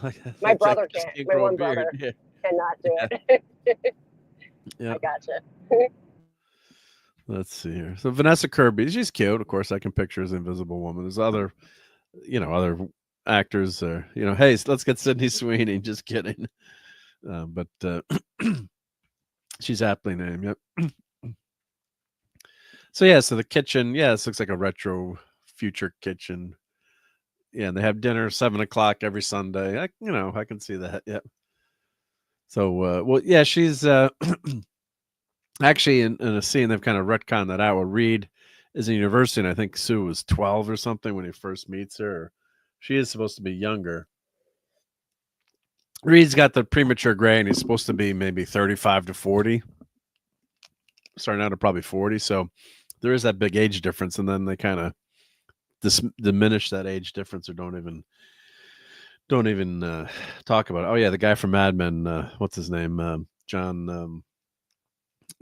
Maybe he's a little bit older. John Hamm. Yep. Thank you. Yep. Yeah, he's got the Reed look. I don't think he's much older or difference in age than Pedro, probably. To be honest, probably not. Yeah, probably. I mean, not. that was what never made sense about switching Blade. It was like, why are you going to hire this guy who's not much different age? Yeah, right. And not only that, Wesley Snipes looks pretty goddamn good for his age. I wish I looked as good as him when I get that. I wish I look that good now, let alone when I'm 60 right? God bless him. Yep. Lisa, and he even complained he wasn't in Blade shape. He's like, I didn't have enough time to get in shape. They kind of asked me at the last minute, and it's like, well, shit, I can't imagine if he had time to get in shape. Right? Probably like Ernie Hudson's, like he gets in shape, he probably looks better than he did 20 years ago. My God, he does. Yeah, Ernie Hudson. Yep. And John is disagreeing with you, Lisa. I think she's pretty sexy. Yeah, I think she's pretty sexy. Yep.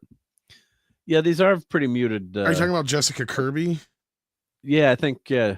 Here, my issue with her, she just doesn't have that Midwestern girl next door look. She looks too British, sophisticated. Yeah, well, just too British. Well, yes. I think a British is sophisticated. Yeah. Or however you want to look at it. She just in the face, she has that look of her that's more European as opposed to, that corn-fed, all-American looking girl. And not only that, she's like a dark blonde hair to begin with, and then it looks like they bleached her hair for this. Yep. Midwestern's farmer's daughter. That's who you want to date, right? And I'm nitpicking a bit, and again, my other issue was it doesn't have like the Kirby crackle to it. It doesn't have the sharp colors. It has like this muted. I kept joking. It looks like the Fantastic Four Easter special because everything's so pastel. It does. Yeah. Now that you mention it, does. But again, like a lot of people have been enjoying it, and I'm glad to see that it's closer than anything we've gotten in a long time to the actual Fantastic Four, and I'm hoping it's good. But like, yeah, Pedro like everybody seems like they're very miscast outside of Johnny. I don't even know who he is. So that's the guy from Stranger Things. Oh, he was Eddie, and he was fantastic on Stranger Things. So I don't no idea. So yeah. But Eric, outside of that, yeah, and nobody really gets much speaking time outside of Pedro Pass. Johnny gets no speaking time. I mean, at all, as far as the rest of them do. Does he get a flame on, or we just get to see him flame on? I think, and that's it. Yeah. Okay, so Reed is 32, 35. That's what I thought. Yeah, and Sue is 25. And we don't see him stretch at all in the trailer either. Yeah, no stretching yet. No Stretch is not stretching yet. Yeah, so there's a 10 year age difference. Yeah. Hey, Davina, thanks for spending some of your Sunday night with us. Yep. And Lisa says sexy has no age. Well, Supergirl never gets old, right? So Supergirl's always sexy, right? No high fructose corn syrup in here. Yeah. And Davina was watching Twin Peaks. Well, we're thinking of our buddy Clobberin times. Twin Peaks means another thing down in Louisiana way, shall we say. That was one of his favorite restaurants to go to. Yep. Let's Google Twin Peaks. Oh, there's a restaurant called that? That's cool. Yes, there's a restaurant called Twin Peaks, and it's all about mountain climbing. Not Twin Peaks. That makes sense. Mountain climbing. That's funny. Yeah, man, mountain. Think of climbing the mountains. Yeah. Another kind of mountain. But yeah, that's just a throwaway scene with Herbie. But I wanted to show Herbie. Let's see if they show Herbie's face. I didn't. It's just. I just didn't find it all that funny, and I know some people are like, "Oh, it's funny because the actor's he's a cook and the bear, yep." And the thing is a cook and blah blah blah blah blah. And it's like, whatever. But I mean, this in the grand scheme of the movie, this is a throwaway scene, right? Like That's kind of what I'm getting at, and it just shows off more of the Marvel humor. Yeah, I guess is kind of where I'm at. Like it's like whatever. I mean, I you don't expect know. it to be a little more lighthearted, but yeah, is this the funniest scene? Because like, isn't there anything better we could have done? I mean, I don't know. Maybe it's just me. I'm just nitpicking. I get it. I hope it's good. So. But this is like as good as the original. I think that's the problem for me. So. But yeah. So like something like this with the Herbie with like reel to reel. You're not going to have reel to reel. I mean, it's retro future, but I had a computer. My first computer had a cassette drive, but I mean, this is cute and glitchy, but Herbie never ever had tapes, as his eyeballs, right? Something like that. It's just ridiculous. It's that's when you've art over function, or it's just silly. There, he would have had Herbie never looked like that, So, I mean, the robot's cute, but let's see, Herbie the robot, and he was created because they didn't have the rights. The Universal had the rights to Johnny Storm, so for the cartoon, so the 78 cartoon. So yeah, so he had, he's got eyeballs there, but LED lights. But let's see if they show some pictures here. Let's see. Yeah, that's basically what Herbie would look like. I'm trying to see if they show the first Herbie. But yeah, it's a silly character, but probably doesn't have a huge role in the movie. Yeah, Zac Efron would have been a good Johnny, I think. Yep, when he was younger. Yep. So this July, I know where I'll be this July. I'm definitely going. All right, so we got Reed as the scientist, obviously. And look, they've got their astronaut suits. I just caught that in the background. Yep. Yeah. Oh, she should have had more of a Grace Kelly look. Oh, yeah, definitely could see that. Yeah, for sure. Yep. Let's see here. Oh, not a restaurant. Yes, that's what that is, Davina. That was Clobby's favorite place. Yep. That's where everyone knew his name. God bless him. Yep. So we drove by and get to going. Yep. So there's Ben. Yeah, the astronaut suits. They got the blue. So I'm guessing this is, if they're following the comics, this is Reed as kind of like an Elon Musk type character, right? Making his own rocket ship. Not so surprising, in the realm of possibility these days, I guess, right? The 50s or 60s, who said this was crazy, but someone to make their own spaceship. But yep. So the rocket looks pretty cool, I think. Yep. So I'm assuming it's his own company, I guess. Yep. Mountain climbing since Archie Godzilla. Yep. We're getting spicy for Sunday night. Yep. And I've already have to wait a whole week to go to confession. Yep.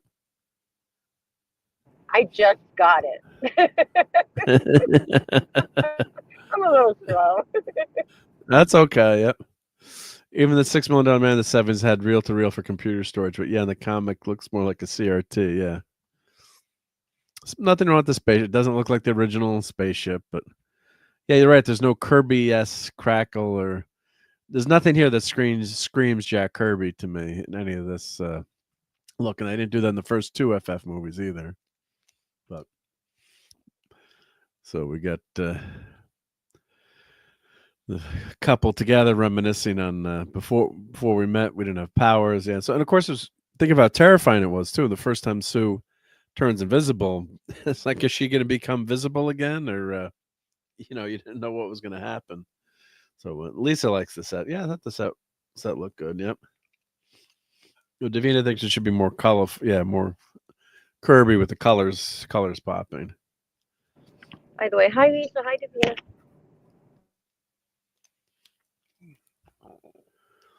Now this is the Yancey. Oh, it must be the Yancey Street gang here. Maybe they probably just, now that I'm watching this clip, they've probably just finished making fun of Ben, I guess, and they're running off, or Ben told them off. Looks like a bunch of guys are running off in the top right here. So I'm guessing that's where that is. And I think this is where the trailer looked the best here.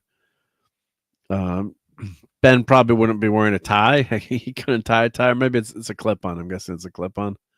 We'll call it a clip-on. But yeah, with those big fingers, could he? But let's see here. So we've got Ben looking back in the day when they had all the TVs, especially color TV, where it was a big deal. Or now in color. And yeah, they're showing the commercial. I guess he's watching himself, right? Not only is it in color, it's in high definition. Right? Oh, good night, Lois Peck. Yep. Have a great week. Yep. Good night, Lois Peck. Remember to clobber that like button on your way out. Thank you. Thank you for spending some of your Sunday night with us.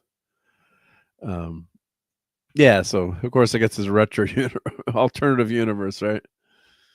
Where they'd have HD. Yep. I always love noticing that on films. And what's great is it's like they stopped doing it, or they didn't have to do it as much was it like the late 80s, early 90s when they finally made a television that could do 24 frames a second or whatever, and they could sync it up with a camera. Yeah. Because before that, you would literally have to like superimpose, because otherwise you could show a television, and they would sometimes in the background, and you notice that it would all be out of sync and look really weird because it wasn't because the TV was fucked up. It was because the film was running at 24 frames a second compared to the television, which was a little different. And it would get all wonky and shit. So like, they had to do it a special way, and they figured out how to do it. Like, I think it was like the 80s or 90s, somewhere in there. Yeah. So Star Trek, the motion picture, that was one of the problems they had with the bridge. Right. They figured that out with all the monitors on the bridge. Shit, maybe it was there that they figured it out. I could have even. It might have been. I'm trying to remember, but I know reading about the movie, that was one of the problems because they were doing had video looping, in the new bridge for the motion picture. Right. But because video's at a different frame rate, so they had to sync it up differently with the special TV monitors. If you've ever done an old school, like if you had a VHS camcorder and took a movie of movie of your TV at home, you'd like, it would scroll up, it would go like all go wonky, like it would go crazy. Yep. So it was nuts. Yeah. So, but I thought this was probably one of the better stills that really captures the loneliness of Ben the thing Grimm. looks all right. I mean, yeah. For the most part, things look okay. Like I said, just the issue of really seems washed out a bit, the pastel-y look, but that's just because it's shot on digital video instead of film. That's a typical problem with films in general now. You don't get that graininess, right? But you don't get the contrast, especially. And film has a completely different roll-off and focus than digital video, because in digital video, that's the other problem, is everything's always in focus. Everything's in focus, yeah, unless you're doing the special lenses or it just looks different. They've spent the last almost 30 years trying to make digital video look more like film. It's like just shoot the effer on film and then and I understand why it's expensive, video. But shoot it on film and then scan it. Yeah, that's kind of where I'm at. I'm like, and some have, like in this last year, we've had, I think, somewhere between 5 and 10 movies that actually did, and Nosferatu being one of them, and Twisters was another one, and a couple others that actually are doing that now. It's basically exactly what they're doing, is they're shooting on film and then scanning it in digitally and then working with a digital workflow from there, which makes sense. Yeah. Because shooting on film is astronomically expensive. And edit, you can't edit. You're not going to edit on film anymore. Not anymore. No, it's just you're not going to get your razor blades out. And, no. And with scanning now that we can do 8K or 6K scanning, like you're getting pretty damn good resolution compared to what they used to do, right? Because they've been doing that for years anyway, all right? Before digital video, what they would do is they just scan it in, and then they would do the complete digital workflow that way, meaning they would do all the editing and post-production in digital form. And now we're getting a lot of movies now that people are noticing that they kind of look like crap in 4K. It's like, because those movies were shot either digitally or they were shot on film and then scanned in digitally and edited digitally. And instead of them going back and rescanning the film like they should have, they just give us the digital files. So like they did with Kill Bill more recently, and and then the other one that people are griping about is Panic Room from Panic Room's not good. Well, because that was shot digitally, so that was so people are noticing how bad it looks. Well, the thing is, film is high res. Actually, that's the misnomer. A lot of people extremely high res, and once you're getting into like 65, 70 millimeter, you're getting way beyond what we could capture already digitally. Like, or just memory. We just can't even see it. Like, we're getting to a point where we can't even visually tell the difference. Kind of like with sound, right? Like digital is caught up so far now with sound where you're really hard pressed to tell. Even MP3s have gotten so good now with compression rates to where you can't even hear like a lot of the old anomalies we used to do. No, they've improved it so much. But that's the thing. So film is high res, actually. Very high res, And actually, like say you had a medium format camera, like I've got my dad's old camera collection, and you've got antique cameras that are medium format. The film, the negative is massive. It's like a 5x4 negative. So the camera could be over 100 years old, but the detail that it catches is phenomenal in some of these characters. Well, the bigger the film, the more detail. Exactly. Yeah. So like the Rolleiflex camera, it's a mid-range format film camera. Well, you figure like 35 millimeters probably like that big, right? Like yeah. A strip is probably about that big, and that's what most movies are shot at on 35 millimeter. Yeah. You know, when you're doing like 65, which is more like a that, to 70 millimeter, which gets really big. You know, like you're. Yeah. Here we go. Here's one. Big here. film formats. Yeah. Let me show this. Let's see if I can pull this. Open image in new tab. Let's see here. Let's pull this over. Exactly. There you go. So you can see the differences there. So like, and I would say 4K falls somewhere between 16 millimeter and 35, right? As far as like the amount of detail. And 4K really seems to love VistaVision. Like it really pops. But anything shot in 70 millimeter, oh my God, it looks amazing. In 4K Patton was shot in 70 millimeter, I believe.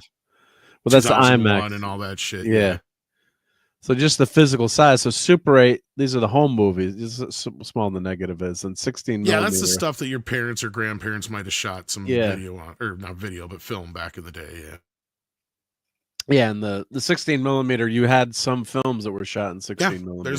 There's some films that have been shot. Most famously, stuff like Texas Chainsaw Massacre. In fact, this last year, Saturday Night was shot on 16 millimeter.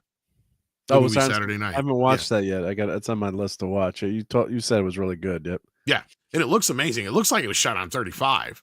So I was like, "Holy crap! This looks really good for being shot." Did they do on 16 that millimeter. Did they do that to save money or just for the look?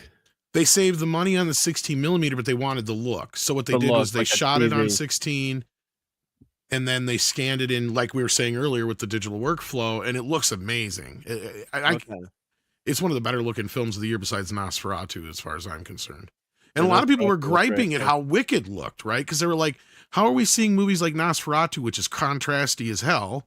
You know, that's because it was shot on film. And film captures contrast better.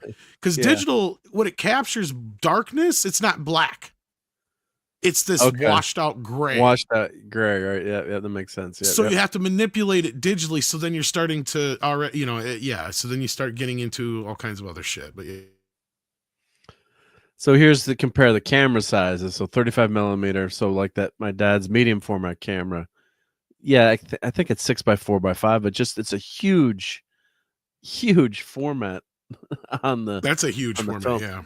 Yeah, so that's bigger than 35 millimeter film. That means it's bigger than the standard film format. Yeah, so it's stills, but it's Rolleiflex. My dad's got a nice Rolleiflex. It would kind of be almost like an IMAX kind of. Yeah. So here's the Rolleiflex camera, and that's that's my dad had a really nice Rolleiflex. I still have it. I got to take some pictures on this. Is sorry, Action Com. It was Super 16 millimeter, I believe. I think you're right. So it is a little Super bit 16. Yeah, so it is a little bit bigger. That's probably why. Yeah. Oh, Courtney's going to a bad area right now in terms of reception. Yep. Go Birds. Yep. So, so just this is an aside here, but this is and was those great are the when ones you're like the old journalists and stuff. Oh, I have this. Old, I have this photographers camera. Yeah. So and Vivian Mayer, if you haven't seen that documentary on her, the street photographer, so you could hold the camera at your waist and you'd look down. So the viewfinder is that's the viewfinder looking down. So you can kind of sneak around and so you're looking down and take pictures. Basically, and my dad, shoot from the hip. Yeah, shoot from the hip. So you're looking down. And my dad had a great lens on his. Sometimes you lucked out. So he had a friend who was a photographer. He's like, "Wow, your Rolleiflex." He had the cheaper version. Took fantastic pictures. You've got two. You switch between the two lenses here, but just to show you, just for fun, the quality of the film. The format you get huge. You have a huge 4x5. Holy crap! Oh yeah, that is huge. Yeah, no, my dad does have it's a Minolta C3. I do have a full format camera. Because you see the size of the 70 millimeter there, right? Like it's bigger than that. Yeah, no, it's the pictures. He's got slides. I mean, some of the pictures are just amazing. Yeah, it was just awesome. Yeah. Oh yeah, Debbie. Yeah, I've got the Sgt. Pepper's remix on the deluxe set, and they have a digital audio. Well, they have a Blu-ray disc, and it's just some of the most phenomenal stuff you'll ever hear. Listening to that mix, it's just gorgeous. It's like the Blu-ray. And in the multi-channel mix, you can hear the separation better too. I like that. There's stuff I could hear that they have I an can Atmos hear version. Oh, so good. That's what my see there. Go ahead. Well, I was gonna say my kids came to running. Turn the music down, Dad. I'm like, this is my house. I'm not turning it down. I was playing when I got the new album. I just got Abbey Road.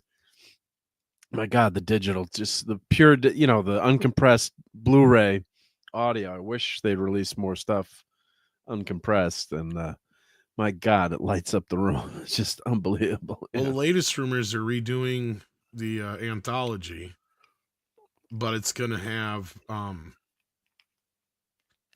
they redid. Now, this is what I heard, I guess. Okay. They redid Free as a Bird and Real Love with the new technology. Oh, wow. And I Make guess it even better. Yeah, I guess like Ringo and Paul were like extremely pleased with how good they sound.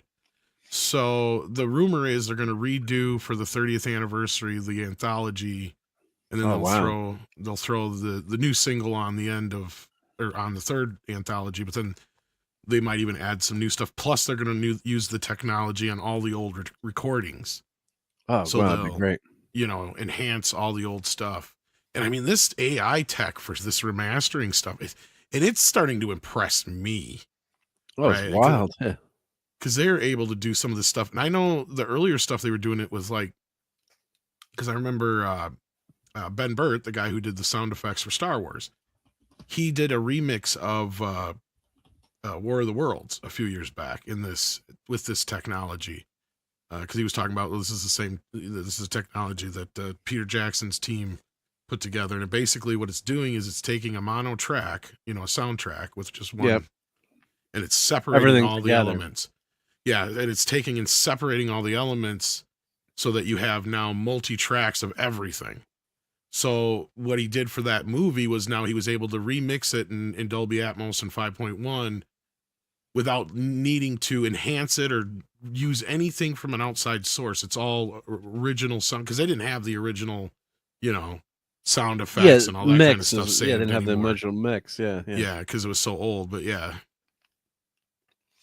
Well, and Paul was saying too, it's a misnomer it is AI, but it's not AI where it's like faking something. You're actually using the AI to bring back the original elements.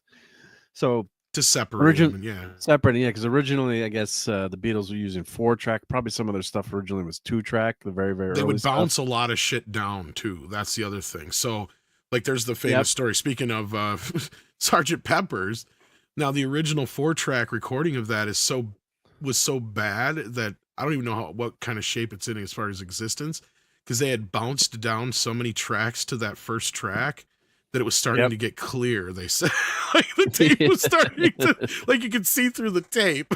Because what they explain that to people. Okay, so what bouncing down is okay, so you only have 4 tracks to work with. So that means you can do 4 separate recordings, right? So you do a pass, and then you can do another pass, and you can do another pass, and you can do another pass. And that's those 4 tracks would all play at the same time and sound like they're playing at the same time. So what the Beatles would do, so they could get basically 8 to 16 tracks out of this in mathematical equation, is they would record a track. So you have 3 tracks recorded. Yep. Then they would take all 3 of those tracks and record and bump them down to that 4th track. Yep. And that was a technical term they call it bumping down. So they would take all those tracks then, and so that once they're mixed on that final track, they're mixed. That means that's it. You're stuck with it. You can't fuck with it no more. There's no remixing it. There's like, well, I didn't like my guitar in that section. I want to redo it. No, it's done. So it's locked. Yeah. And then you go back and you re-record over those original 3 now. Again. And then you bounce it back down again. So again, so by the time you get to the 4th track, you've got literally like, actually I was wrong on my math. So it's probably like 12 tracks altogether once you're done with it. But because you're losing a track each time you bounce down, basically. So like eventually that 3rd track then would be your bounce down track. And then the 2nd track would be your bounce down. So eventually you get to a point where you only got those 4 tracks, but they've been bounced down a few times. And fit everything on there to fit everything all on those there. different tracks on there. Yeah, of things you're doing and the overdubbing and all the other stuff that they're experimenting with. Yeah. Because they were experimenting, but typically they'd have like the drums would be on one, the guitars would be on another track, the vocals would be on another, and then maybe and these are all in mono too. So I think they did that so they could get an extra track, if I'm not mistaken, as well. But yeah. So everything is crammed, all crammed together on that one track. So it's well, I mean, they technically have 4 separate tracks, but they're all stuff that's like we were just saying. So you have like multiple tracks bounce down to different tracks to where they're like we were saying, they're stuck on those levels now. Like you can't bring something up, take something out, move it around unless you actually separate. You're bringing doing the whole track all together at that point. So yeah, you pre-mixed it. So you need that technology now to go in and unmix it. Like is what you needed to do. So yeah. So that's what the AI is doing. It's actually pulling out the separate tracks. Well, let me say goodnight to Donnie. So thank you for being here, Donnie. Have a great week. And hail to Finity, the timey-wimey-limey. Thank you for being with us tonight, Finity. And we're talking Beatles. It's hard to believe a time, well, just in general with technology, because we know we're on a computer now where you basically have endless tracks. Right? you can go on with as many tracks as you want forever. Back then, it was just like, can you imagine only having 4? Like, I used to have one of those little cassette recorders that actually was a 2-track recorder.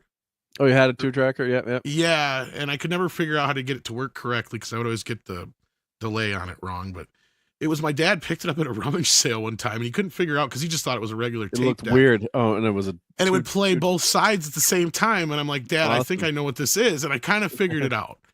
But I didn't have any instructions or anything to go by, but I kind of figured it out. So yeah. Cool. Yeah, so the deal with the Beatles track Now and Then was, Harrison famously said it was garbage, but really what Paul was saying was it sounded like garbage because they didn't have the tech to separate out Paul McCartney's John Lennon's voice. So now using this AI, they're able to separate it. That's why they did the new they redid the movie. What was the Let It Be? They redid Let It Be. Yeah, so they separated everything out, and God, that's phenomenal. Because so now the conversations you couldn't hear back then because they were actually trying to cover up their conversations on purpose. Yeah, so now what they can do, they could pull just John Lennon's audio, his vocal out, and maybe tweak it a little bit. But I mean, that Now and Then is a pretty damn good song. It's a haunting song. It's a damn good song. I mean, it's a very fitting song for their last song in a weird way. I know some people are like, it's not that great. It's like, yeah, but you know what? There's something about it. It does, and especially the more you hear it, it does. Especially having John sound like he's there in a fresh, brand new recording. It's really strange because we're not used to hearing him that good now. Yeah. But I think it's a phenomenal song. I mean, is it one of the better Beatles songs? No, but and the lyrics too, man, those lyrics are haunting too. And I can't wait to hear Real Love because that one I thought was one of John's better songs that never got finished. And that's a great tune too. Imagine being that talented to be able to just doodle away at your piano and come out with a song. People are knocking it too. Oh no, go ahead. Sorry, I'm sorry. Well, I was just say people knock this stuff. It's like, all right, let's see what can you write. I mean, maybe it's not the Beatles, top 20, but this is a pretty damn good. Real Love is a damn good song, I think. And then, it is. Free as a Bird may be the better song of the 3, but it's because it sounds the most Beatles. Yeah, and that's because Paul wrote a middle section to it. Because if you've heard the original Free as a Bird, it's all right. It's just the basic part that you hear John in. Because he did this in '77. Picture John Lennon at the piano, just like you said, press record on a tape record, and you're not even, it's not even like I think it was just a cassette tape. I don't think it was a cassette tape, reel to reel, and Yoko Ono gave the tapes to Paul. I mean, imagine having that. That's the only cassette with that. That's the only one there. And I think he had them for years until they finally. They crossed paths with this technology back in the 90s. And really what a lot of this was just mostly, from my understanding, was mostly just noise reduction and other things that they could do. Because the tape, as you said, was recorded on a standard cassette tape. And you had the audio noise of the cassette tape player itself, where it would go click, click, click, like that minor click, the loud, just from the drag of the tape, all the room noise, and it was on a stand. And on Real Love, I think he was just playing a standard guitar. And that one, I think they had a little bit better recording of, because he sang that in the Imagine documentary. So I think they actually had some Niagara recording of that. Okay. Well, I think they actually had a Niagara recording of that one specifically, but I don't know which version they used. Because if you've ever seen the Imagine documentary, it opens with his version of Real Love.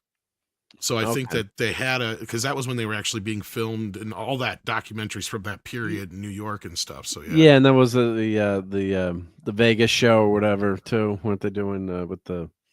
Yeah, I think that's in there too, if I remember right. Yeah, I think you're right. But so the technology, people knock AI, but this is really using it as a tool to pull it back to, say you're back in the studio, let's just hear John's vocal. We just want John's vocal, nothing else. No air conditioner in the background, like you're mentioning, Dead Man, just his voice. So now they've got the tech to do it, versus back then, I think they did basic computer stuff, like you said. Yeah, just like noise reduction. And just to pull out his voice. And they even had Paul actually double his voice. That's the other thing. So we're technically hearing John, but making it fuller. It's kind of Paul, because Paul could do a very good version of John's voice, basically. And they were great singers too. All of the Beatles were great. Well, Ringo, fun voice, but John, Paul, George, my God, with some great vocalizations there. That I don't think people give them as, sometimes they get credit for that, but man, they could all sing. I mean, well, and I've been using AI myself. I've gone back to a bunch of my old recordings and old songs that me and my buddy did, and I've been using AI to remix them. And it's insane how good it's gotten.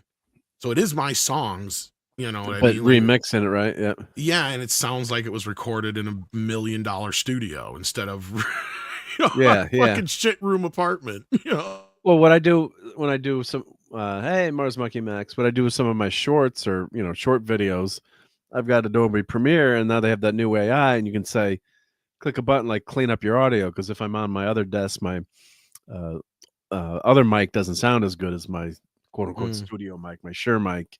So if I'm doing a review and you push the button, you say you call it podcasting or whatever, and man, it cleans it up pretty damn well. I mean, it is getting really crazy good. Yeah. I've even taken some old recordings, and I've tried to just see how it would make them sound. Like I took the original Superman Fleischer theme, and I made it sound with like a new orchestra and see how it would work out, and it turned out pretty good. So I mean it's getting there, man. No, it's amazing. Yeah. So but I thought this was that was a nice I love these shows, because we can just go off whatever tangent we want. Yeah, I know. Right. I think we were talking about the FF trailer, but no, I love talking Beatles. And in the 60s, and the thing with the FF trailer, I think that the end here, they do go on the Ed Sullivan show. I think that's where that one shot's from. Yep. That's got to be the Ed Sullivan show. Yeah. It looks kind of weird, and that's where everybody says they look like little figures. And I'm like, yeah, that's part of that, I think, is the digital filming, the digital video, because it doesn't have the same depth of feel that, here they actually looks like they did try to make it look like they had focal drop off there. See, look, it gets like the background is actually out of focus here. So they did a good job there. You don't always have to do that. But it does help it look more like film, though, as opposed to video. But it does, it just looks fake, though. Is this 100% CGI scene, I wonder? With Ben is all CGI. The clothes, as good as that looks, it looks like CGI. I'm not saying it looks bad, but it feels CGI. Whereas, if you had an actor in makeup, I guess you can't do it in terms of all these reactions, or it costs a fortune too. So you've got to, like the first FF Corman movie, the mask was had what do you call it? They spent probably half the budget on the animatronics for that. Yeah, animatronics. Yeah. So his mask was actually pretty cool for the thing. He didn't look a lot like the thing. It looked kind of more like a monkey. You know what though? That movie has some charm to it. I wish they could finish it and actually do a decent release of it. I've actually bought the Blu-ray upscale of that. Yeah, and actually it looks pretty. You have that too. Yeah, it looks decent. Yeah. Now our buddy Clobber Toms is not a fan of that movie, but I thought it had the spirit. It had this. It was like a fun, spirit-wise. The actors really were into the roles, and they spent a lot of money promoting the movie. I remember I've got the Doomed. That was probably the first Kickstarter I did, was the Doomed documentary, and a lot of talk about that. And they had paid money to go to some cons. They were promoting the movie. They thought it was going to happen. It was a shock for them, and yeah, they knew it was low budget, but they did their best. And I thought the actors are pretty darn good. And Robert, I was really bummed because I think the trailer was on the Punisher movie, if I remember right. Oh, for the FF, they actually did show it. Yeah. Wow. So. Oh yeah, the trailer even went to theaters. I gotta share. Oh, it did make it to theaters. Oh yeah. Yeah. Here's the actual 35 millimeter scan of the trailer. Looks better than the movie. Wow. Let's make it full big and.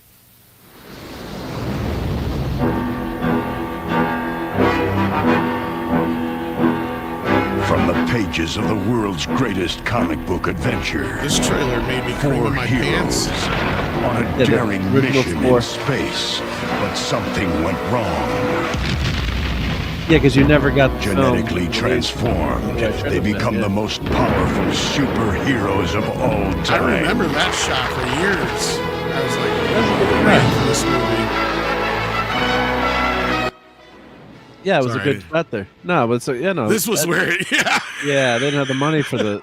But that was early CGI, man. Like, yeah, well, it's actually ambitious. That was actually hand animated. Wasn't it? I thought it was early CGI. No, this is all drawn. I was watching the Doom documentary. Oh, that's right. It is. Yeah. But yeah, I mean, but yeah, they did the cheesy, and some were just fireballs or whatever they could. But it's like an independent film. It's not bad, and Reed looks like Reed, right? Yeah, that's Robert. And that was supposed. And I think it was supposed to be Mole Man, but then they realized they didn't have the rights or something like that. Yeah, Man the Jeweler. And Ben's face moves pretty well. Yeah, no.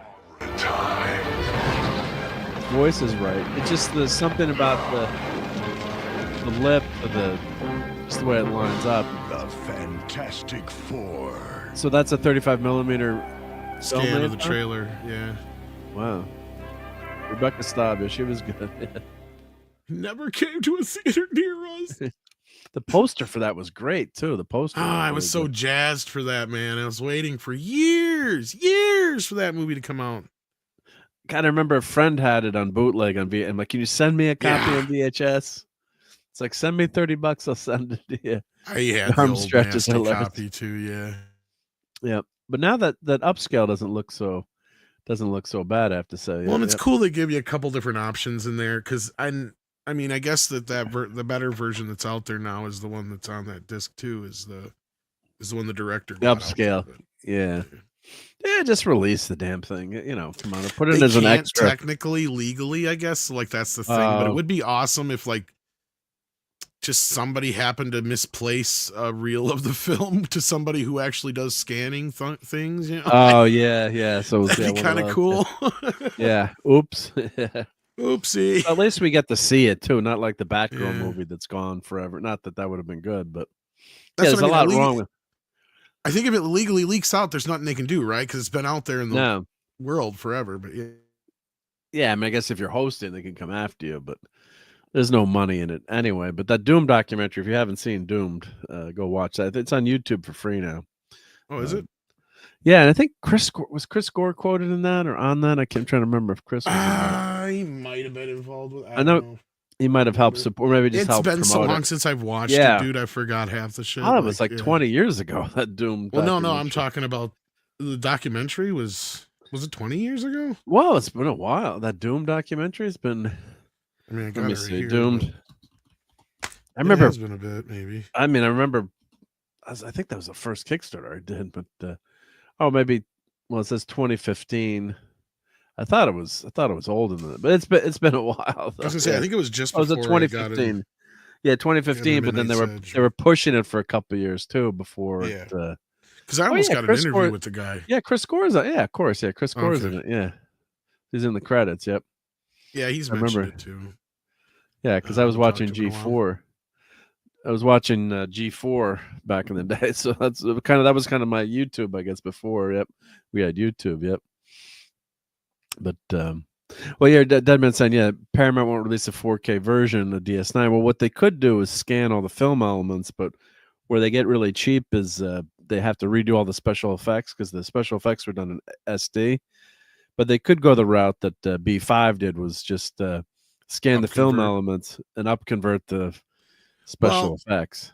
I've talked to people, and I've heard that the original files do exist. Right. So the issue will be getting the files together with the original film, like you're saying, and somehow converting them to at least 1080p or 4K. Yeah. I don't even know if they scanned TNG in 4K at that point, because back when they did it, I think they only did it in 1080p. I'd have to ask Robert Meyer Burnett. R&B would know, yeah. Yeah, but then the other issue you have is, and this is the same issue they ran into TNG with, and I'm sure it's the same issue with, I know one of the shows entirely, and I know half of whichever one. I'm trying to remember which one came first, DS9 or Voyager. DS9 was first. Okay, so part of DS9 is in film, but a large portion of it, is my understanding, is it's shot in video, period.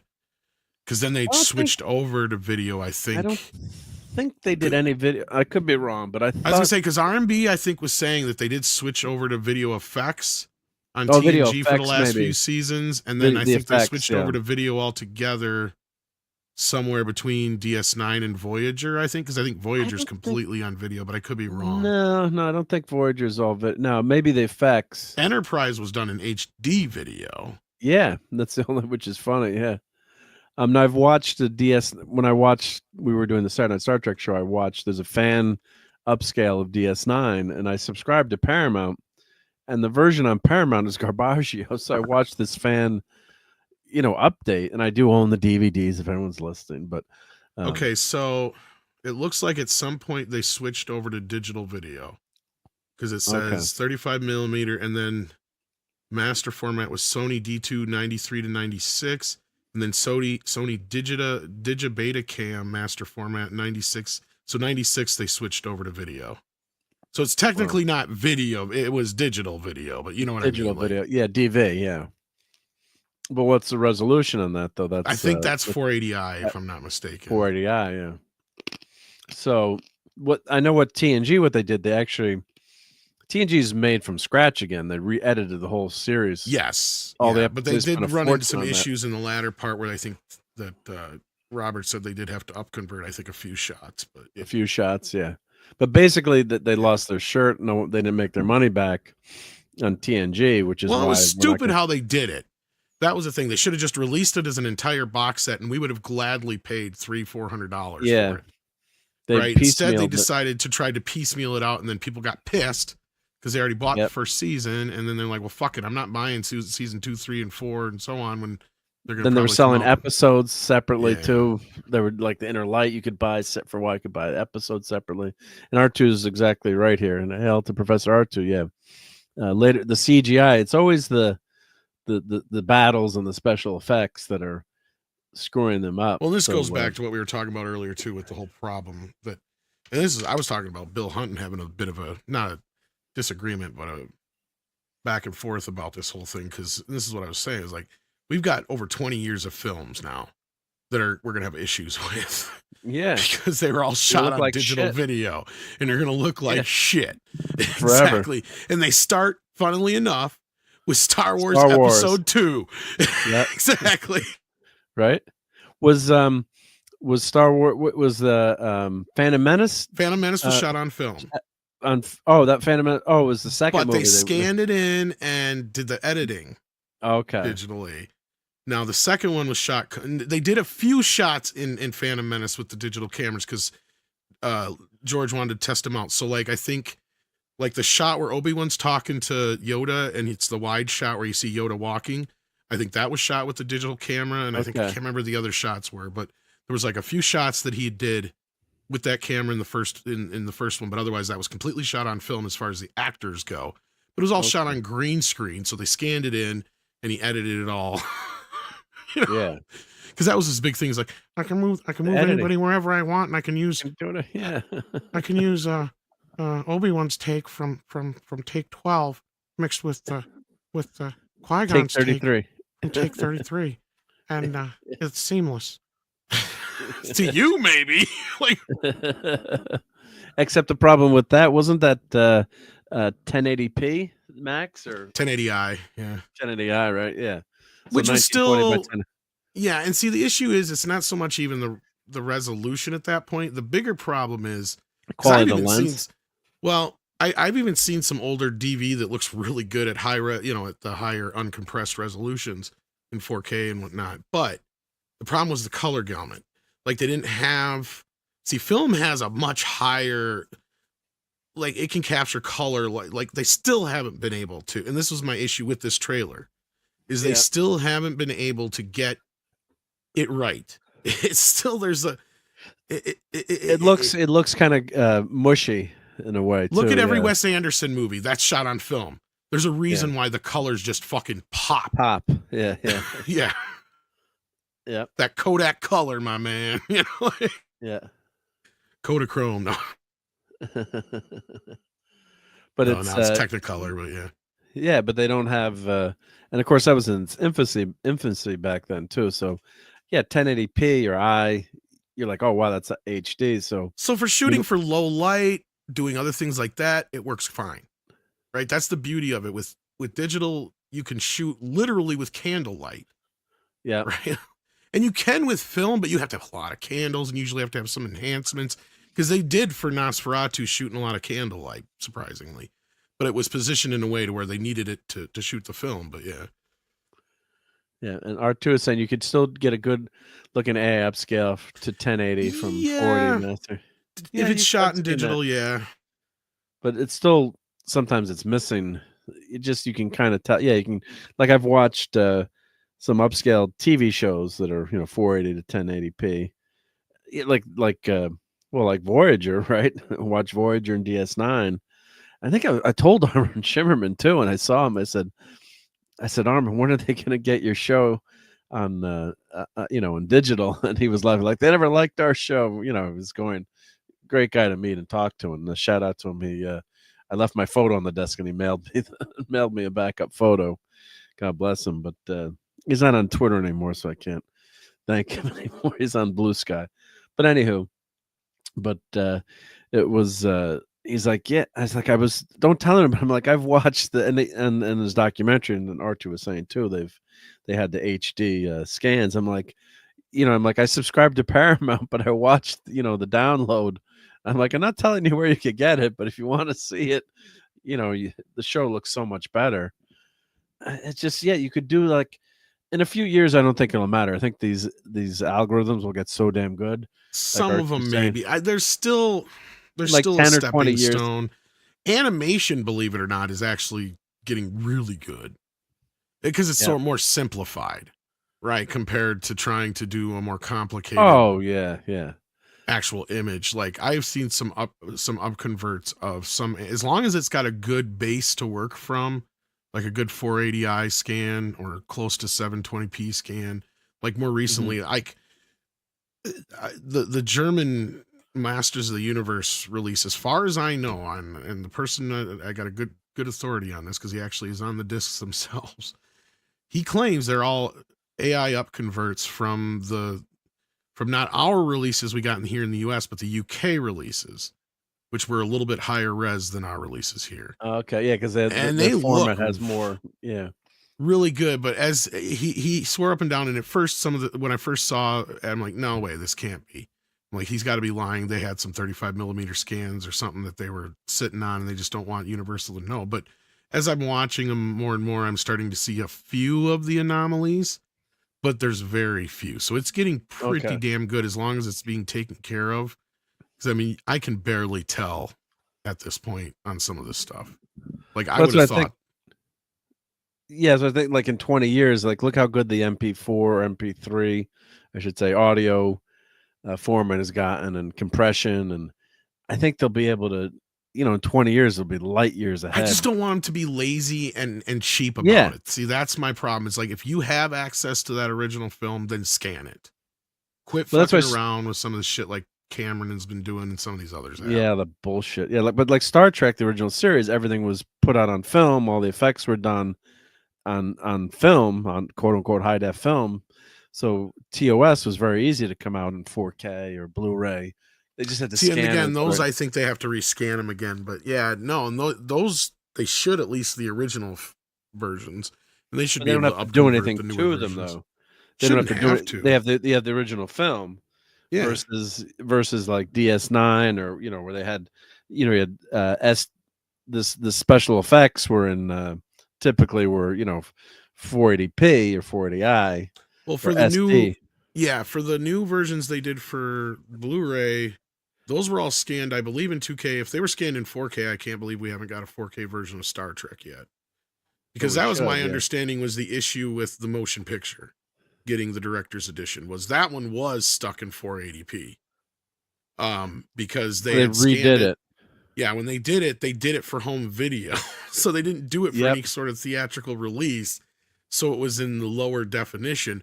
So when they redid this new Blu-ray for the new 4K and Blu-ray for it, they had to go back basically from scratch, and I guess they had the original file, so they just upconverted them and reprocessed them in 4K, added some more detail and stuff like that. But some of the other changes they made I wasn't too happy about, but either way. But so that's kind of where that's one of the few ones, but they had to go back and redo all those special effects. They had them, but they just had to kind of add a little more cosmetics to them to make them look some of them 4K, but some of them were were like you said were SD effects, so they had to go back and do them. They had some of the original guys, and I was actually a Retro Blasting did a show with some of the guys on Movie Abilette, and I think I'm surprised they actually did it. They spent the money and got it done, it looks, someone in the chat, I can't remember who it was, mentioned a while ago. Well, I was so much happier not that we got that edition, but we got the TV cut. Yeah, I watched the TV cut. That's the one I usually watch because that's the one I had on video.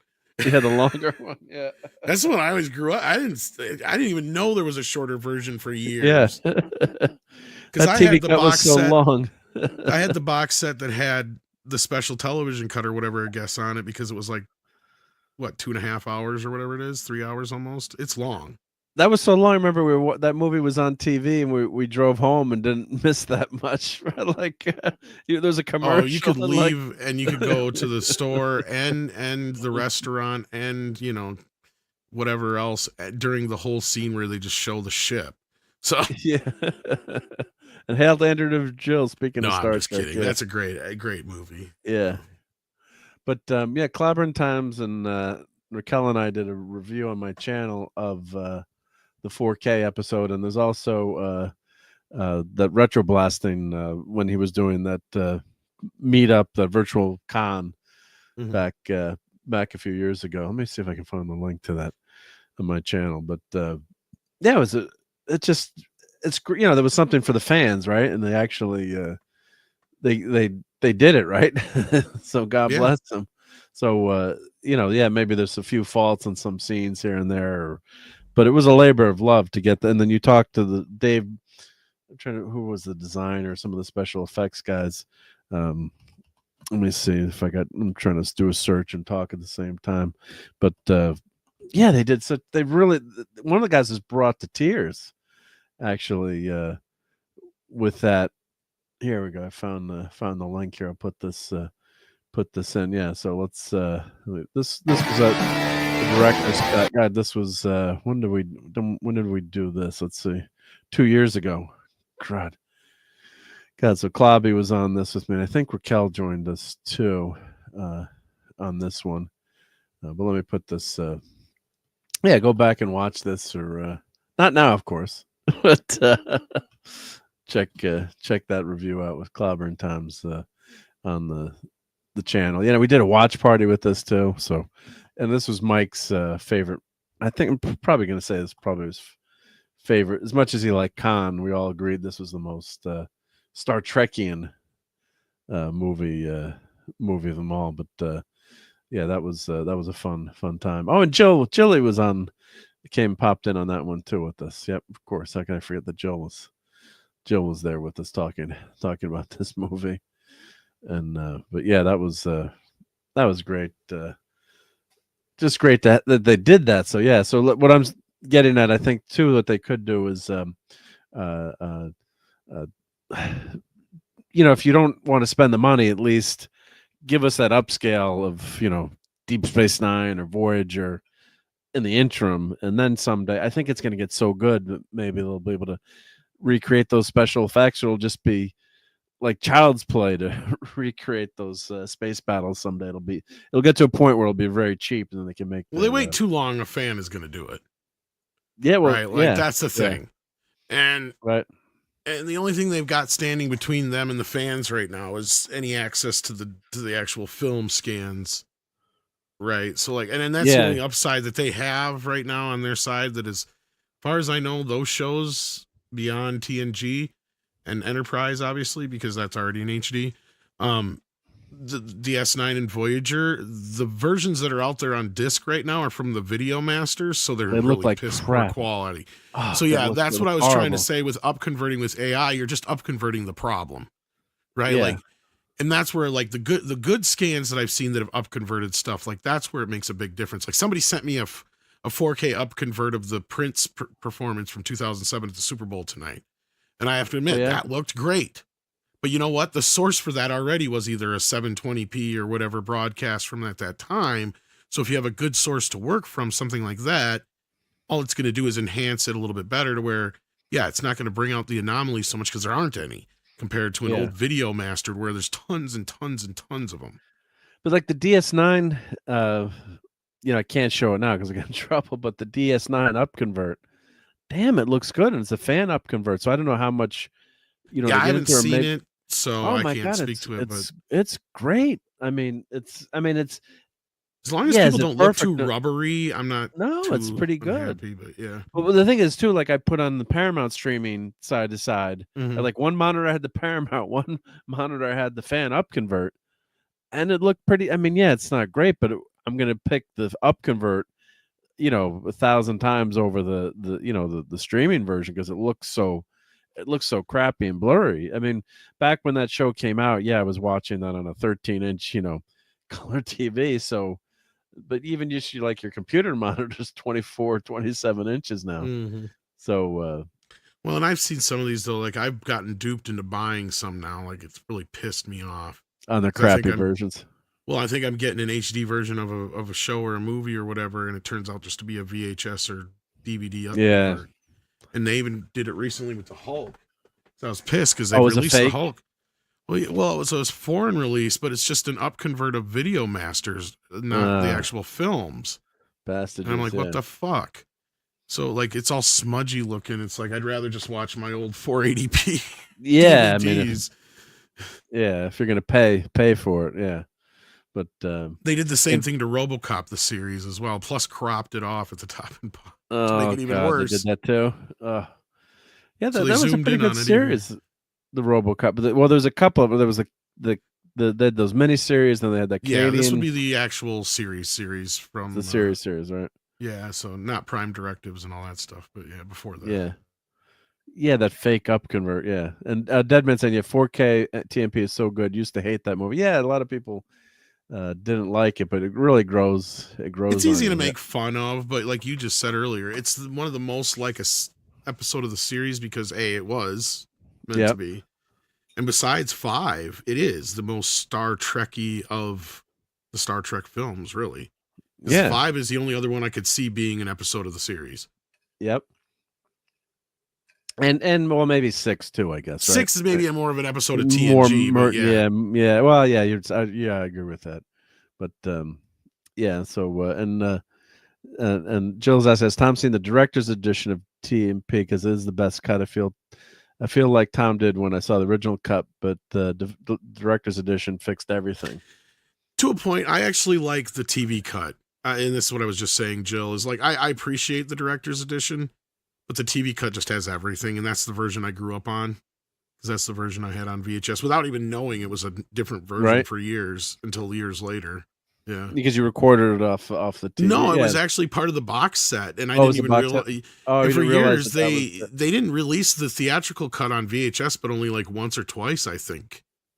That I know of. So like, yeah. Yeah, because I had it on VHS. I'm trying to remember what version I had on VHS of the motion picture, and yeah, I remember just watching that. It was a big deal when it was on TV. Like we all got together. It's like the motion picture is going to be on TV. You know, it's not like you youngins today can pretty much watch anything within 30 days. It'll be out. But yeah, and last year, we'd missed doing the Trek reviews. Yep. That's for sure. Yep. And hail. Okay, so you have like the original version, which has like just the main poster or whatever. Then you have the one with the poster where I think it was the first sell-through version, because then that one has like the big yellow sticker that has special longer 12 minutes of new footage. Okay. So that's not the one I had. The one I had was like a white cover. I'm trying to find it here. It said bigger, longer, uncut. No. It had this picture on the front, not the back. Here, let me show you. Show it. Or maybe this was on the back. Maybe this was the back of it. I don't know. Maybe it did have the other stuff, but I don't think it had that thing on the top. Because I remember this picture here, yeah. Yeah. But I swear this was on the front for some reason. I'm looking for it, but maybe I'm misremembering. Because all the versions I'm seeing here have they all have the motion picture poster on the front. So that's where I'm like, maybe it did just have the motion picture, but I don't remember it having the big yellow blurb thing on it. Because I never realized it was like a longer version until like later. Was it always? Did it always fit on one VHS, or was it two VHSs? It was one VHS. Because I had some movie like Patton was 2 VHS tapes. Yeah, Godfather was 2. And I don't even think it had 6 in the set. I think it was an older set too. That was the other thing. So I think it only had the first 5. Okay. Because all the sets here, I'm trying to find one. Brian saying the front was the rainbow image with the yellow sticker. It probably was, but I don't remember it having the yellow sticker on it. And hail to Lemon Pie. How's it going? Hope you had a good weekend and you were not the Kansas City Chiefs. But all these do have it on there except for, or no, maybe this was it. Well, no, this is the newer version, I think. I don't know. Here, I'll bring it up here. Hang on. You know what? Sometimes a good way to research that 30 years ago. That's the problem. See what was for sale, like in the catalog. So I just maybe never noticed that it said this, because I remember it didn't have a big blurb on it. Yeah, but it was part of a box set. That's all I remember. I have my original, my Star Trek file. I've got all the stuff that's for sale, and like what's fun, like looking at the old ads when the VHS tapes were coming out, or like I have all my old Sears catalogs, so you could see like what toys were for sale, right? So that's the kind of thing where you could, maybe find an article or something to see what was available. Or probably like the Star Trek fan magazine.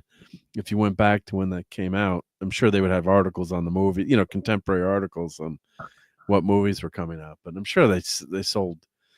They want to make money too, like so they'll do one version, then they'll come up with another version, and then But it's just a fun. That was a fun movie to watch on TV. Grab the popcorn, and it was endless. I think, did they air that on 2 nights too, or sometimes the movies? Or was it Superman was on longer? Superman was 2 nights. Right? So was King Kong and a couple other ones. Yeah. Yeah. Yep. Well, let's fly through the rest of this trailer. I want to talk a little bit about Wolverine. Deviated. Well, this is I'm random. That's what my wife says. Like, focus on one thing. I'm like, I can't focus on one thing. I always got to go do something else. But does he look like John? I don't know. I guess he's got blonde hair. Right. We haven't seen him do much yet, but he is great on Stranger Things. Oh yeah, this scene. Okay, so I'm noticing stuff too. So Ben is wearing the suit there. You wonder what this how it ties together, but then Johnny goes off and Ben's in the background. I didn't realize that there. I didn't catch that originally until I clipped it. I'm sure the flame on effects will be fine. I don't know if he's got unstable molecules. And this is the scene with her talking about how Ben is always the rock of the group, which is true, right? It's all right. It just almost feels kind of wonky how it's spelled out, but I don't know. Yeah, I agree that his voice is too small and off. I hope they deepen that voice. But yeah, Ben, there should be a little bit of rockiness. I don't know how I can't do a rocky. I got a cold going. Maybe give the guy a cold. But Ben should be about 6 feet tall, 6'3" or 4". He's not Hulk size. He's not crazy big. But he doesn't look as imposing on the screen. But we'll see what. Let's see. I got to see a few more scenes, but at least they got the basic character design right. That's what in terms of the brow and the look. We're not getting that crappy Fan 4 stick. My God, the way they made Ben, and he wasn't wearing any pants. God, that was painful. Yep. Sue, I think, is actually really tall in this. The actress. I wonder how tall is the actress Vanessa Kirby. But they always change these characters how tall they are. But if you look at some of the early FF stuff, he's definitely a monster. He's definitely big. But yeah, she does look older than Johnny. But I guess now that I'm older, I don't know. She's looking awfully young. I don't know. Johnny's a space cadet here, I guess. Yep. I don't know what the setup is here, but if he's stealing a ride onto the spaceship, I don't know the setup, but I guess obviously they're trying to the moon, Alice. Yep. And Dennis, I'm glad I derailed the conversation about Star Trek. No, Star Trek. Well, this is Star Trek here, right? They're going to the stars. Yep. So, this is looking good. I think the white there's too much white. Like, why does Sue's? This could be considered. It's like they got different costumes for each one of them from different eras. And the thing with Johnny you just showed, I think it's him going into space, and then when he goes where there's no oxygen, his flame goes away. Yeah. And that has definitely happened in the comics lots of times. Yep, yep. And Lasher's very tired of Pedro getting cast for every job. Yep, yep. And Jill didn't mind the derailment. Yep. So I don't know why do they have the big white collar on Sue? I guess you can design your uniform, I guess, the way you want. Now some people don't like them. I don't know, maybe it looks a little baggy, but at least we're getting the blue and white. I mean, I guess we could say blue and black, more traditional outfits. But Pedro, got to shave Pedro. He just doesn't look like that dashing man there. Yep. Yeah, Mars. I think no one likes Ben's lack of rockiness there. Yep, yep. Hopefully they use the de-aging technology to make them younger and have a Norrin-Rad version of Silver Surfer. I'm hoping at the end, we're going to talk about the Silver Surfette. But there's Johnny going up too high. Icarus here. You moron! You need oxygen. You can only go up so high. You need to flame. Yeah, he needs the oxygen. He can't flame on in space. Yep. Oops. This is gonna hurt. Yep. Well, we know he'll make it. Yep. So I guess that he's Ben wearing looks that too outfit. short there. Yeah, he should be about 6'4", 6 feet, 6'4", depending on the official guides there. Yeah. He's got the bulk, but he should be a little bit taller. So I don't know if did they film it with the actor, as a stand-in. I wonder how they did this. Yep, yep. Oh, and Jill checked out the discussion of TMP after the watch party. It was so magical. And Clobby, Raquel, well, I don't know about me, but Raquel and Clobby talk. Yep, because they're so wonderful. But yeah, go listen to that after. Yeah. Pedro, ugh, yeah, too much Pedro. Is victim of his own success. Yeah, I could see. Yeah, Ben could be a few inches taller there, but if the movie is great, it's not going to bother me. There's the Chrysler building in the background. I mean, well, if you're not going to change the size, then what's the point of having him be all CGI? You might as well just have it be a dude in a costume with some enhancement, maybe. It might be cheaper in the long run too. Yeah, but yeah, I wonder why they did that. Yeah. So I guess this is a Silver Surfer coming in, or a Surfette. That's got to be, I love this shot with the kids. Yeah, Ben Grimm just gets no respect anymore. It's all Wolverine and Spider-Man, damn it. Like, come on. Everyone should be wearing Ben Grimm masks and costumes. So I don't know if this is Halloween or just kids that are fans here, but I love that shot. Yeah, and I do have a Thing costume. I can't fit into it anymore. I got two-dimensionally challenged, but I do have a Ben Grimm. When the movie came out, I bought like an extra large Ben Grimm outfit. I did wear it one time. Yeah, this is pretty funny. Yeah, so it's the jumpsuit with the mask. Yep. Yeah, Brian is saying, yeah, Ben is 6 feet and 500 pounds in the comics. Sue range between 5'6" and 5'8". Yeah, someone look up how tall Vanessa Kirby is, because I think she was taller than Pedro. Someone could goggle that, and she does look taller than Pedro.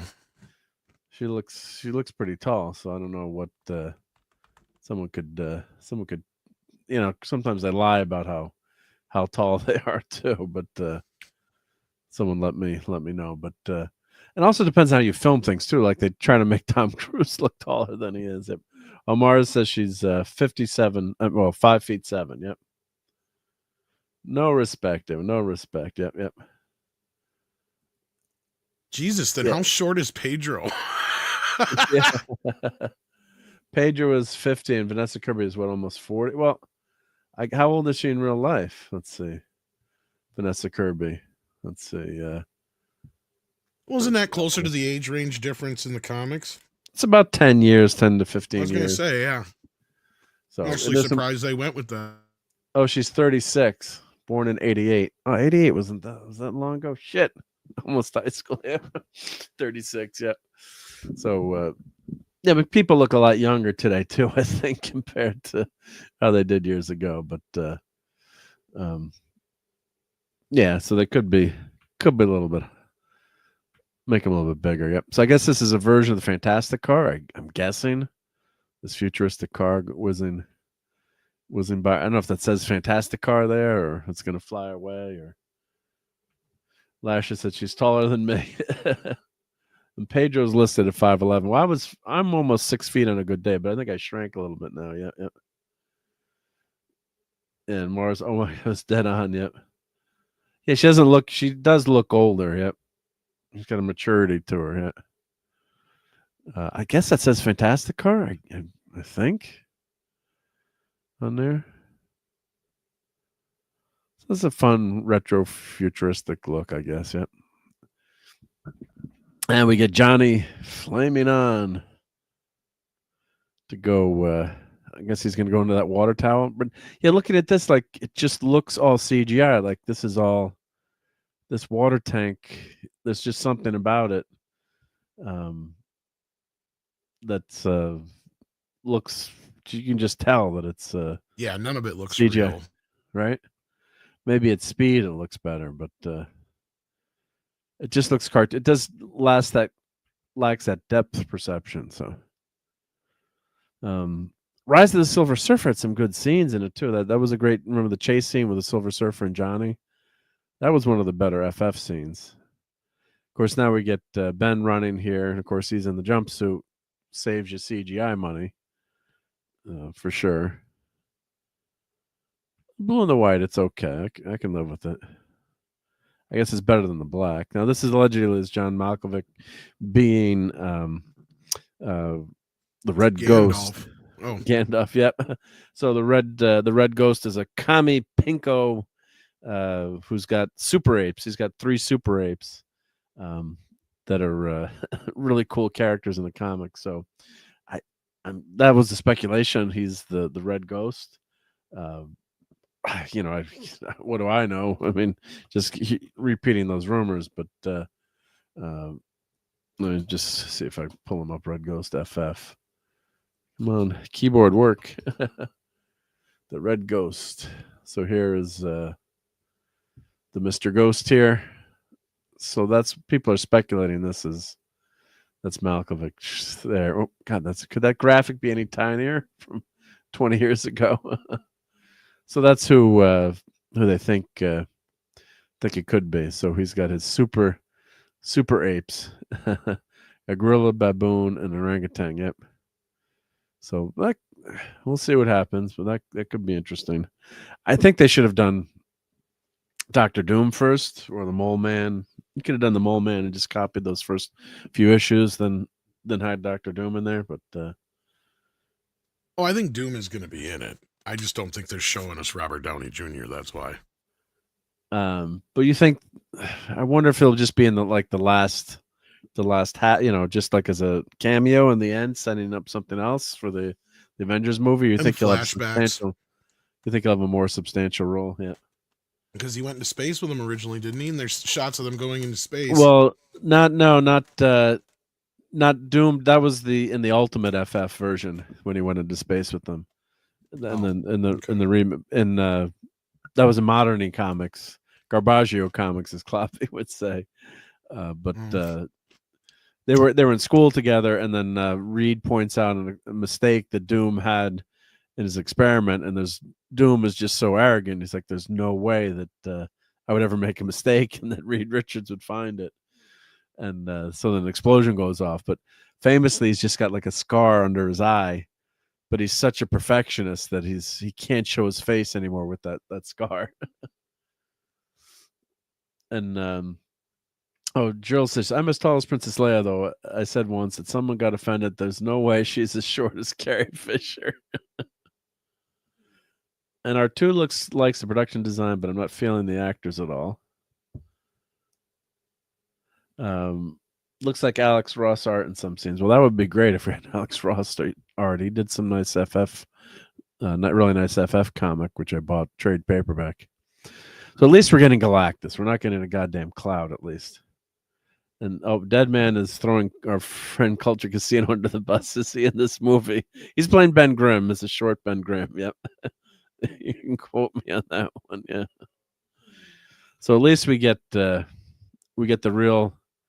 Looks like the real Galactus finally. Thank God. So, well, maybe not. I mean, it's gonna be scary, but I just hope. Please don't botch this up, and then that's what we'll tie into the Wolfman, and we'll get out of here. But why are they doing a female Silver Surfer? Why, Marvel? Why do that? I mean, come on. Jack Kirby's one of his most legendary creations that Stan can't take credit for, even though he tried to.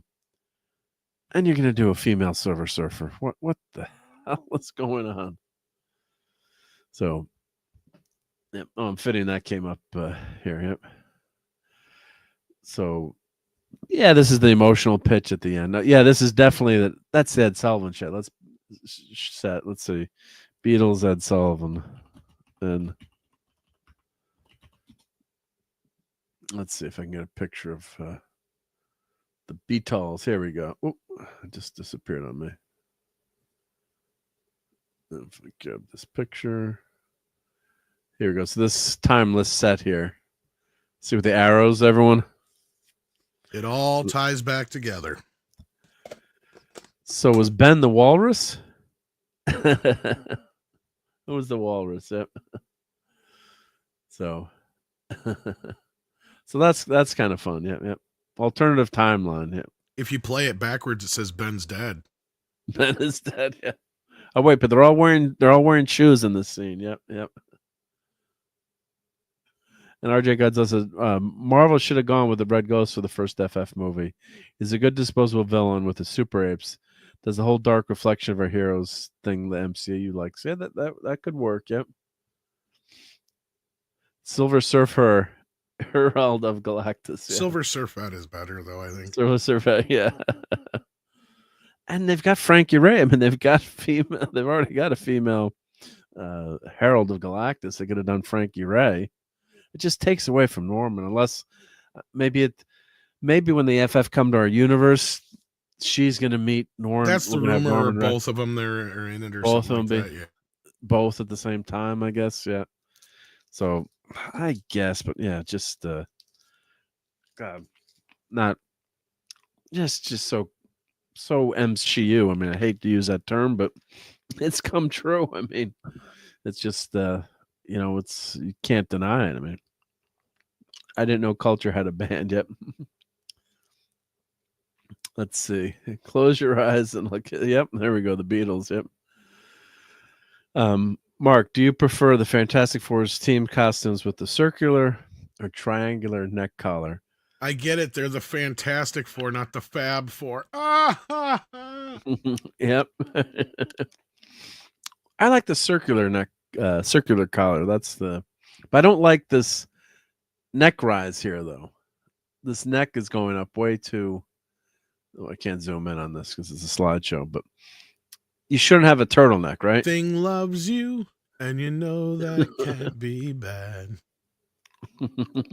The thing loves you, and you know you should be glad. Ooh. Ooh. Thing loves you, yeah. And Lisa saying, yeah, most time how Loki screwed up or fixed the timeline. That's where the Wolverine and Deadpool movie missed an opportunity, I thought. And with a thing like that, you know you should be glad. Sorry. Oh, it was good, yep. Yeah, they should have done something with the timeline there with the Wolverine and Deadpool. So we get our old school logo here. Their version of that 60s logo. Yep. First steps, July 25th. Well, I'll be there.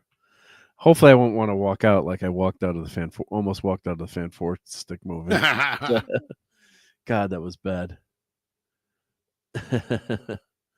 And this movie never passed the Clobby test. Hard pass. Yep. Well, as Clobby said, unless he was in charge of the movie, it can't get made, right? And Mars likes your new song. Yep. Yeah, they're going for cubic zirconia. Hey, tetrarch of apathy. Yep. So, arguably better than the music they're making in the film. Yep. I mean, we don't know enough of the plot right now, so yeah, I'm cautiously optimistic because I always try to be, glass half full guy, not empty. But just Marvel has just had such garbaggio lately. I did enjoy the skeleton, the Disney skeleton crew. I thought that was mildly entertaining. It was directed to kids, but it was entertaining. It wasn't bad. It was, but how everything ends up badly in the future with Star Wars. So it's always in the back of your mind that it goes to crap. But that was decent. But most of the stuff we've been getting. I mean, what was the last good Marvel movie? I mean, it was a Fox movie, right? With the Spider-Man No Way Home with all the time travel. Sony, I mean, yeah. Sony. Technically, I guess Deadpool and Wolverine would have been the last decent one. Right? But I mean, it's just it's latching on to that old school charm that they're lacking. I mean, the Echo TV show, what a disaster that was. Just the TV has been bad. I mean, Secret Wars is hard. I didn't even finish watching Secret Wars. It was so bad. I only finished one Disney Plus show from the Marvel movie shows, and that was the Hawkeye show, which was decent up until the last episode. When he gets stuck in a tree. Yeah. And what's her face kicks the shit out of Kingpin. Yeah. The female archer. Yep. Yeah, because it was actually a decent show up to that point. I'm like, I expected to hate it, and I'm like, this ain't that bad. Yeah. That was my famous line. Yeah, I'm like, they're stuck in a tree. And then if you've ever been to Christmas in Times Square by the tree, there's a cop like every 5 feet there. It's like there's no cops here. It's like, what the hell is going on? It's crazy. Yeah. So we're gonna segue. We'll do a quick 5 minutes on the Wolfman, just because I want to talk about. Before you get there, this is actually in the background. Oh, you found. This is the one I had. So yeah, that one cover with the small writing on it. So this is the one I had where they only had up through 5 done at that point. Right. So, that's a classic to have that. Oh, and that's all in the shrink wrap still. That one is. I just found this online. Oh, you found it online, yeah. I knew, because that's how I knew the one I had, because I'm like, it was before they had part 6, but it had, because when they added part 6, they came out with a new version with the same box set, but they just added like more space on the side. So then it looks like the Enterprise is off center. Off center, right? Yeah. Well, who knows how many movies they're gonna have, right? So at that point, I think they were figuring that was it. But like, yeah, let's make 6. Yeah, and then he had Generations, which was half and half, right? Yeah, and those box sets look wonky, but yeah, but that was that classic. So it would have been the one where it just had the little writing on it that said special extended edition or whatever. Yeah. Anyway, so you were saying about Wolfman, because I haven't watched this crap yet, but I did just watch the original Wolfman not even a week ago or a week and a half ago at the tops. Yeah, so we can compare and contrast, and we're not going to spend hours and hours on this, but the actress is the same. Let me pull this up. I don't know why Chrome is doing this. Whenever I look for images, I click on images, then it goes back a page. Like it. Oh no! Now it worked. It didn't go back. Let's see if it stays. Oh, now it went back a page. It's like going backwards. It's automatically going back. This is the weirdest damn thing. I don't know. I got to uninstall Chrome and reinstall it. But let me close this. I'm gonna have to use Microsoft Edge. The horror. Oh my god. Let's see if this shows me pictures from the movie. Yep. Actually, if I go to IMDb, that might be the best way to do it. IMDb, because they have pictures usually. The Wolfman.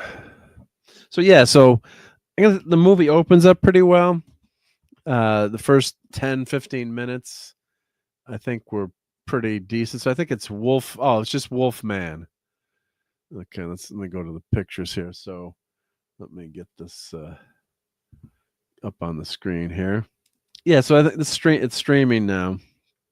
So it's available to can't remember where I saw it. Well, yeah, because what I meant by that tweet was I had heard from my guy that it was already coming to streaming.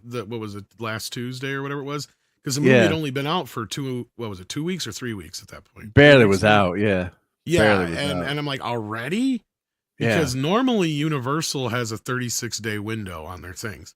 But Nosferatu came out early and so did this. But Nosferatu was a Focus Features film, and this is a Blumhouse film. So those in the past have done different release windows. So yeah. So I was like really kind of surprised it came out already. I'm like, the damn thing ain't even been out like 2 weeks. Yeah, and they gave up. I forgot up to report it, and I'm like, oh yeah, by the way, this came out yesterday or the day before. Yeah. So let me pull this back. So yeah, so you didn't hate it overall, is what you're saying? Or no, it's horrible. No, it's horrible. But I think the opening was decent, like the first 10-15 minutes. So I'm gonna spoil this. It's not worth watching. It's crapola. So my understanding is it's a remake in name only, and there's like the only tangential connection is something with his father. So yeah, which is almost more of a remake of the remake from a few years back. Because like that was my memory of the difference between the original version and that remake was like they tied in more with the whole family connection and his father and all this stuff. Because in the original film, for those who don't know, he just simply gets cursed or he gets bit by a werewolf, so he gets the curse of the werewolf, and that's it. Right? That's the movie. Because Bela Lugosi is a werewolf and he gets bit by him. So like, yeah. Yep. And you heard me right. Yes, Dracula bites him. Yep. Let me put my and then by the end of the film, he's like, I don't trust myself anymore. That's basically it. Yeah, so they kind of get to that. So I'm just going to go through the trailer quick here. But this is the movie opens with him as a young kid. You don't realize, and his dad's like a military type guy, and he has to get up and make his bed instantly. And they're kind of living off the grid in the boonies somewhere. And they go out deer hunting. And then he sees the wolf. The son sees the wolf man, and the dad says, I think I saw him. He's on the ham radio, and he's talking to someone like the secret network. And he's like, oh, I think I saw the wolf man. I saw him, and but we got to protect our kids. So it's like, well, why don't you not live near the wolf man? Maybe, and hail to Courtney. Yep, be out of service soon, but yep, thank you for being with us, Courtney. Yep. I sent some footage from Philly tonight. Shenanigans, vehicle set on fire. Yeah, they win or lose, right? Yep. So this is what the father passes away. They're going to find his cabin in the woods in the total boonies, with no cell service and no maps on him. And, of course they get attacked by something mysterious. So, but the first 15, 20 minutes was probably good. And Blumhouse, the Blumhouse films are usually pretty darn good, films. So they're getting attacked in the car. Of course, they're going there way too late at night. It's like, the dad, teaches him what to do, or, says, there's things in the woods that can kill you. Don't, be careful. The kid, there's a girl that's acting in this. She's, cute enough and competent actress for her age. But the mom is the Silver Surfette. And that's her.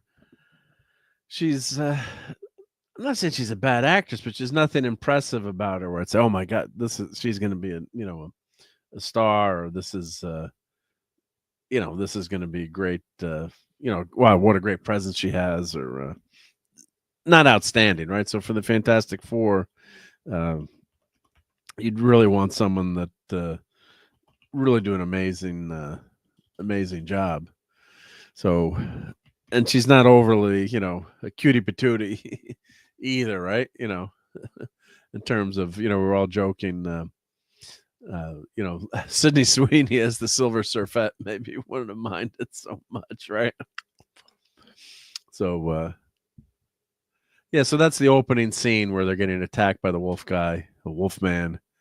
And, of course, they start the movie with Florida Man. Florida Man, yeah. There's a legend of, the man with the face of the wolf. And, of course, he gets scratched in the car. So the truck goes off the road. They see the wolf man. Truck goes off the road.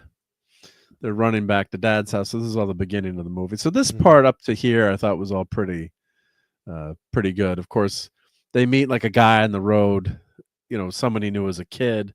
And then the guy, instead of getting out of the car and talking to him, he's like acting like a wimp. And the wife's like, my God, he's got a gun. He's like, well, up here, everyone has a gun, The one thing I did notice, the house is completely fortified here with metal grating on the windows. That's the one thing I'm like, well, why doesn't the Wolfman come through the windows? But I didn't notice that till after. Then the movie just goes downhill from here. It's just a boring by rote movie. Of course, he starts to transform into the Wolfman slowly. And so it all takes place over one night. She's on the CB radio trying to get help. They've got, a generator that works amazingly. This old generator that God knows when the last time it worked. But the transformation is not even that good too to look at. He's not, the original Wolfman, of course, it's not like American Wolf in London, but gradually he's like, he can smell things. And the one cool effect they did when he's the wolf, he sees everyone, their eyes light up. Just not, it's just so predictable. I mean, and then spoiler. There's the Wolfman that's attacking them is his dad, of course, right? So his dad, got turned into the Wolfman trying to kill the other Wolfman. And, if you can get scratched by this thing, there's going to be a lot of wolf people out there, right? I mean, so it's just a scratch. It's not even a bite. Nope. He gets bitten. He gets scratched on the arm. He gets sliced.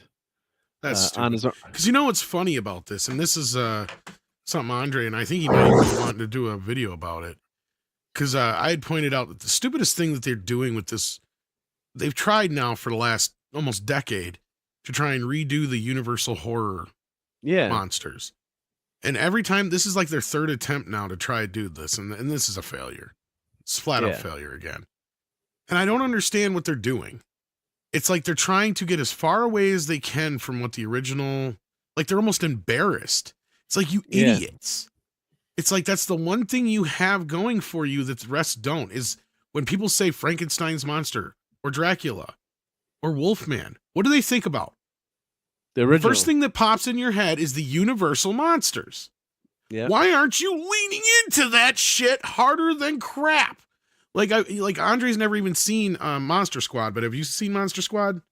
Yeah, with the kid. The movie. So you know exactly kids, like. right? Yeah. And what yeah, did that do? That took those old, and they didn't even have the rights. Oh, they just did it. They're like technically 25% different. No, they just did such a good job of emulating them, even though they're 25% different. That like it's like that's not even that hard to do. It's like before everybody was trying to do that. It's like you're going against the grain here. It's like embrace that shit. Give us the green monster, the green Frankenstein monster. Give us the suave Bela Lugosi style Dracula. Give us the freaking creature. Give us the Wolf Man. And I don't mean like American Werewolf in London, and I don't mean fucking Florida Man that you got here either. I'm talking about the straight up Lon Chaney Wolf Man, right? Like, Lon Chaney Jr. But yeah, you know what I mean. Yeah. No, we don't get that, and it could have been a good movie, maybe the horror of the night, but Tetrarch saying that you can do at least equal transformation. Stop. If you can't do an equal transformation, stop. I mean, they don't do anything that's anywhere near. Even the transformation now is like everybody's going to say whatever because it's all CGI. Yeah. And if you do it with practical, everybody's just going to go, well, you're just copying shit from 40 years ago. Yeah. We've seen this already in every werewolf movie for the last 30 years. You got to come up with something either that it's going to make us want to go see it or something new. And guess what? There's not much new to come up with. And the beauty of the original Universal Wolfman film, and I didn't even know this until more recently, that movie came up with all those rules. Like, I thought all that stuff was taken. Bullet. All that stuff. Yeah, I thought all that stuff was like old school, like either Scottish or some kind of fucking folklore. No. That movie made up most of those rules, and that's been the basis for most werewolf stuff. Has been the original Universal Wolfman and Werewolf of London films. Have been the basis for most of this stuff for all these years. Yep. Like, I guess I did not know that. I thought it was like some old legend, like, vampires, Dracula, all that stuff came from old folklore and stuff. I guess not so much with werewolves. Like, wolves have always been a part of stuff. Like, even Dracula could transform into a wolf. And a wolf, or so technically he would be the first werewolf. But that being said, if you notice, all the rules that they carried over to the Wolfman are basically just retreaded rules from Dracula. Interesting, yeah. The only difference is like the mirrors and all but silver bullets is like the stake in the heart, and the being bit and that kind of thing. You got to have a way to be, he's got to have kryptonite in some way. Yep. Oh, here's a tagline. What if someone you loved in Wolfsbane, which is obvious as hell. Yeah. So I'm just trying to skip through here. Yeah, so the daughter was good, and of course she loves her dad, and the marriage is kind of on the rocks, typically, of course, right? So marriage is on the rocks, and she the mom is the career woman, and I think he's a stay-at-home dad at this point. He's in between gigs as a writer, and the daughter gets along with the dad. And what if somebody you love became? And so the effects are, he looks kind of gross a little bit. His teeth start to fall out. Well, the director said he was like emulating The Fly more than the Wolfman. It's like, well, then remake The Fly, you dumb shit. I was just gonna say that.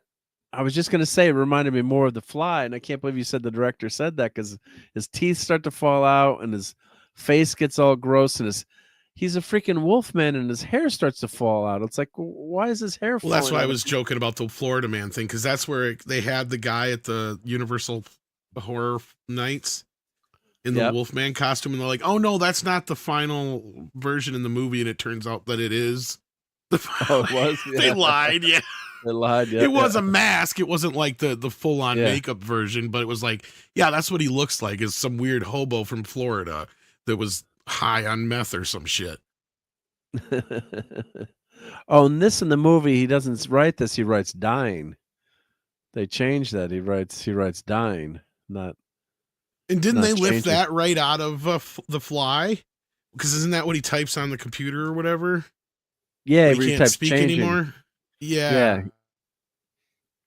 And he can't, he's like, I don't understand what's happening. Why can't I understand you? Like, a couple of those things were interesting, like this point of view as him as the wolf, but it looks otherworldly too. Like, I don't know if they're going to show it in the clip here, but he's seeing things as I've got this overlay covering it up so I don't get Zappola, but Right. he Universal are dicks about this shit. Yeah, they're dicks about this stuff. So, but he's for some reason, I don't know why. Yeah. The director and the Invisible Man remake was good. That was probably one of the better. I didn't watch that one. I have it, but it was pretty good. Yeah. So yeah, so he doesn't look that wolfy, like he's not all covered up, and he's got his faculties for the most part in the end. And she becomes like, Ramboette. Basically, she figures out how to jumpstart the car. God bless her. I don't know. Maybe she had someone who taught her that, but I was shocked. I guess I'll give him credit. Like, yes, there is a way you can tell this story. That the two main versions of werewolf stories are the Curse of the Werewolf, right? Which is basically the Wolfman, Werewolf of London, that kind of thing. Or American Werewolf in London. Or you have the basically the allegory for, a boy going through puberty. Hence I was a teenage werewolf / teen wolf, those kind of stuff. Those are the two main werewolf stories you have. So I guess this whole idea that we're going to tell a version of it where it's from the transformation, great, but I haven't even seen it yet, and I'm looking at all this stuff, and I'm seeing The Fly, and you said it right. Yeah, I can't believe the director said that, but that makes sense. I was just going to say that. I'm like, what? It reminded me of The Fly. Yep. He's a writer. Came up with this story. Stephen King. No, King wrote Silver Bullet. Actually, good remake of Wolfman. And actually, one of my someone I knew in high school Silver wrote Bullet's a song in Silver Bullet, and we all went to see it. And like, I know someone whose name is in the credits. We all waited to the end. It was Rob Mathis, and it's like song by Rob Mathis and the Silver Bullet. It was pretty wild. I was in the movie theater with him. We all went with his family. It was so cool. Like, we're waiting to the end of the credits. We all clapped like crazy. Like, that's him. His name is in the credits. Yeah. So he went on to do the Kennedy Center honors and some very work with Sting, and very successful. Silver Bullet had kind of a unique take on it too, and that was from Cycle of the Werewolf from the book. But I don't. It was fun. It was a fun take, a fun romp. Yeah, there was nothing fun about this movie than the horror. That's what I was just going to say. Yeah, I was going to say, was this movie even? Did it feel like any? And that's why I feel like they're missing with the whole Universal approach here. Charm and the charm of it, the fun, and that's what I was saying because Andre was talking about it too, like last 2 weeks ago or whatever, because he went and saw it in theaters. And I'm like, it doesn't sound like it's very fun, and that's what all these Universal horror films were. And somebody brought up the Joe Johnston remake, and that's what I was saying, is it feels like they're stealing elements from that more so than they are the original film. Because from my memory, I was saying is like that's what they amped up in that version. Because in the original version, Lon Chaney Jr. is the son of this guy who owns a bunch of land in the area or whatever, so he's like the most richest guy in town, and he's there, and he plays a role near the end of having to kill him. But other than that, that's the only connection his dad has to any of this shit. It's just a chance that he happens to try and help that one lady, and he gets bit by the werewolf, right? Like that's it. Yeah.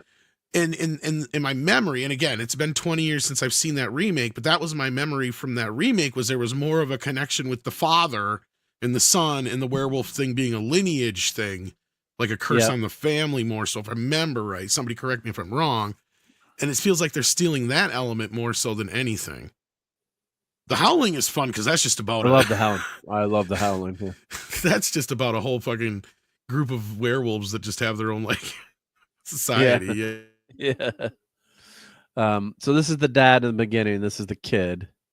So it's just so predictable. You know that the dad is going to be the one attacking. Like what they should have done is have the dad recognize the kid somehow, or his son, because he's got this heightened sense of smell. So there's no connect. And so his dad's got a tattoo. So obviously he's been announced dead at the beginning of the movie, and that's why they're going up there. So, but it didn't even have like the horror wasn't that, maybe I wasn't watching it at night. I watch it during the day.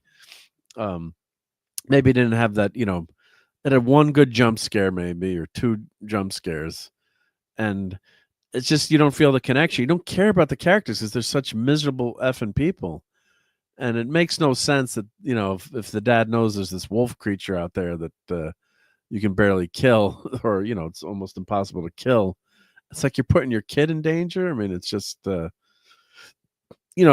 an off, one time, but once he knew that creature was out there, it's and he said he drifted away from his father.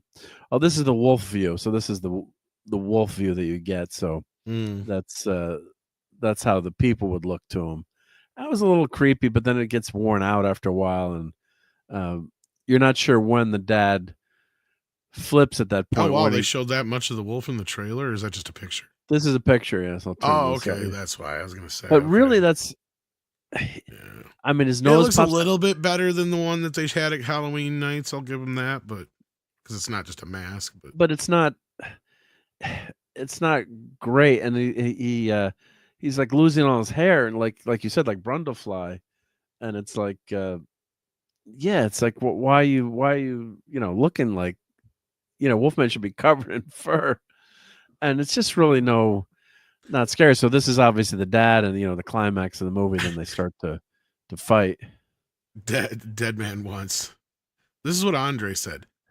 The Wolfman is a very good Wendigo movie, but it is a horrible Wolfman movie. Which is funny. They have a good Wendigo movie. Why didn't they just do that? Actually, he doesn't pronounce it correctly. He's like Wendigo. Wendigo. So this is the final transformation of the Wolfman. Oh my God. This is the end of the movie. Doesn't it look horrible? That looks horrible. So, I mean, although you could say maybe he's like middle translation, but why is he losing his hair? His fingers are going nuts. Like the claws start to come out. But at one point, something falls off, and I don't remember what it was. Like he picks up a body part just like Brundlefly. But I didn't. I was too lazy to rewind it to see what it was. You just didn't give a shit at that point. Give a shit. Like something fell off. I'm like, with. Was that his wiener that just fell off? Probably was. I'm like, what was that? But he should be covered in hair. I don't know. I guess they're trying to go for like an in-between look. But if I go back a few clips, his dad isn't even that much more hairy. I was gonna say his dad doesn't even look that hairy. So yeah. No, I was like, what the hell kind of where? And they were trying to call it like the face of the wolf or something, not a werewolf or. But that's the final transformation. All right, spoiler, major spoiler. I was gonna say Vanessa Kirby, not Vanessa. What's her name? Julia Garner. I don't know if she's related to the James Garner, but he just basically, the daughter can like psychically communicate with the dad. Like, Dad, what am I thinking? It's a cute thing, and said he just wants this to end. So the mom takes him out in the end with figured out how to shoot a gun now. So yeah, this is the actual him dead at the end of the movie. But that's a pretty clear shot of what he looks like. So that's bad. Yeah, it's just not a good. A couple of times the jaw looks scarier, and he doesn't revert back, so they don't tell you his what ear happened. must have fallen off. See, I see Maybe there is his like ear fell off. Maybe it was his ear that fell off. But wouldn't he have massively big ears? I don't know what the hell was going on there. What fell off? But yeah, just doesn't look scary. Or they should have done like a rapid transformation. They did it as like a slow transformation, and just looks creepy and gross. Yep. So I can't believe they're showing these stills from IMDb. This is the end of the movie when he's. This is because somebody actually went through and did screenshots, and because people like I've been on there long enough, so I actually can do certain things, and so if you're even a member and other things, you can. You can add. This is not just. That's why I don't trust wholly everything that's on IMDb anymore. Because it's people can add. You used to actually have to go through a few hoops, because like back when I used to be able to do stuff, like you actually had to prove certain credentials and shit. Like now, like you can get just buy the IMDb Pro or whatever. And change whatever you want. Like that's how we're on there. Like somebody went and tried to be a dickhole and like connect all of us YouTubers together on this thing under Geeks and Gamers. Okay. And then they did some big expose like Geeks and Gamers is this alt-right recruiting thing, and then they had this to try and connect us. So what we did is some of us who actually can go in there and adjust it, we actually went in and fixed most of them that we could fix. So yeah. Oh, good. Because even our bios and stuff were like alt-right, racist, blocking, like all this shit. Like, it's insane. Yeah. Oh, nuts. Yeah. The father in the Johnson remake was a werewolf, but the curse wasn't transferred to Larry's late brother. Johnny Jr., but the werewolf that attacks Larry is the father. We just don't know that. Okay. Okay, yeah, I just remember that it had more to do with the father and stuff like, cause like in the original story, the father's just there, right? Like he's just there, and then at the end he has to take his son out. That's kind of his whole thing. Then. Yeah. So yeah, but this is the last scene of the movie, basically, but you don't find anything out. Like she's walking out, you don't find, like, did they find the body of the werewolf? Did the people explain? I mean, if you found a werewolf body, I mean, that would be crazy. Well, you said they had a body of his father in the beginning. So is there something like somebody killed the other wolf and then they thought he was dead, but he's not dead, or what happened? He's not dead. He's like, I shot it, or I thought I shot it. I guess he missed, so they would go out. So they're probably leaving it open for a plausible sequel that's never going to happen. Yeah, never going to happen. But the father obviously is going out to kill the wolfman that he's seen, and the wolfman gets the better of him or scratches him or does something. So maybe he does kill the original one. But the kid says, I drifted apart from my father. Okay. He became, I plan on watching it. Let's just say I procured a copy of it. You know what I do? I watch it on Plex too with my if I want to, and then I'll you can put it on double speed, or you'd watch it at speed. I gotta get one of those set up, because people have been talking about them. Andre has one. What I want to do it for is not so much my movies, although I'd love to do it for just people that I can share it with, but I really want to do it for TV series, because I got so many TV series, and I hate trying to remember which disc I'm on, where I'm at. We'll talk after the show. Yeah, you and Andre have tried to explain. I'm so tech-tarded. I'm gonna have to have my kid or somebody who knows how to do this shit come and help me set it up, is what it's gonna be. But yeah. I am working on one of the main hurdles though, and I can tell you about that later. But yeah. So anyway, back to Wolfman. Yeah, I'm trying to find the quote in the transcript here where he drifted. He said he drifted away from his dad, or I can't find it I'm doing a search for drift. But basically he says as he's talking about his dad, they drifted apart and didn't have anything to do with each other. Almost like he's a conspiracy theorist or like a crazy guy living in the woods. So this is towards the end of the movie. This is the very last scene. When they're walking off, she's got her gun. She's just not a kick-ass character. So when we're talking about her being in the Fantastic Four, who knows what they're gonna have, the makeup or what they're gonna do with Julia Garner there. But it's she's just not an impressive presence to play the Silver Surfer. So of course there is no Silver Surfette, but so this movie didn't grab me oh my god, she's gonna be awesome, even though maybe if she'd been playing Alicia Masters or something, or a different character, but that's got me steamed that she's they're doing that to Eric Kay and everyone else. But sounds like a fuddy duddy, because I'm not gonna watch this either.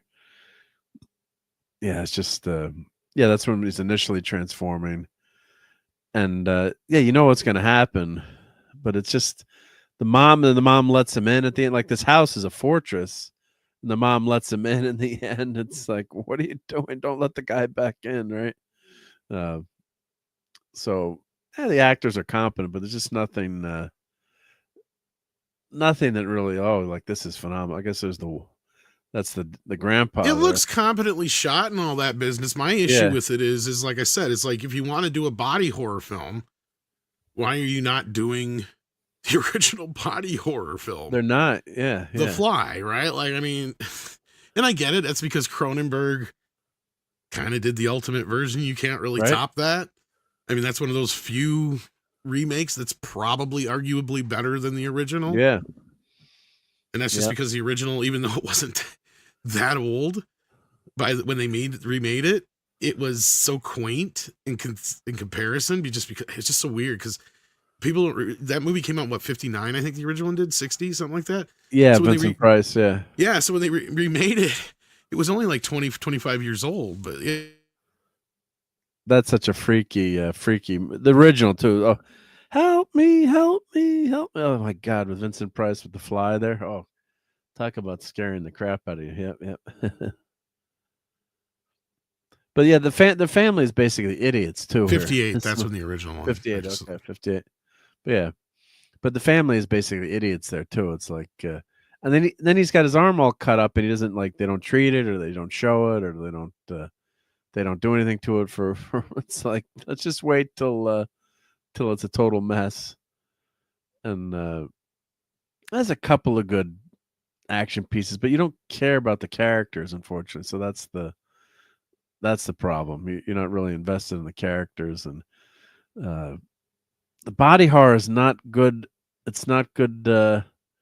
It's not good body horror either, where it's like, American Werewolf in London did it better so many years ago. Like, this poster looks better than the movie, and he doesn't he all of a sudden he loses the ability to talk, so it's like he's totally gone. There's like no in between there, so that's the problem with it. So it's not it's a big miss, and Garner is not a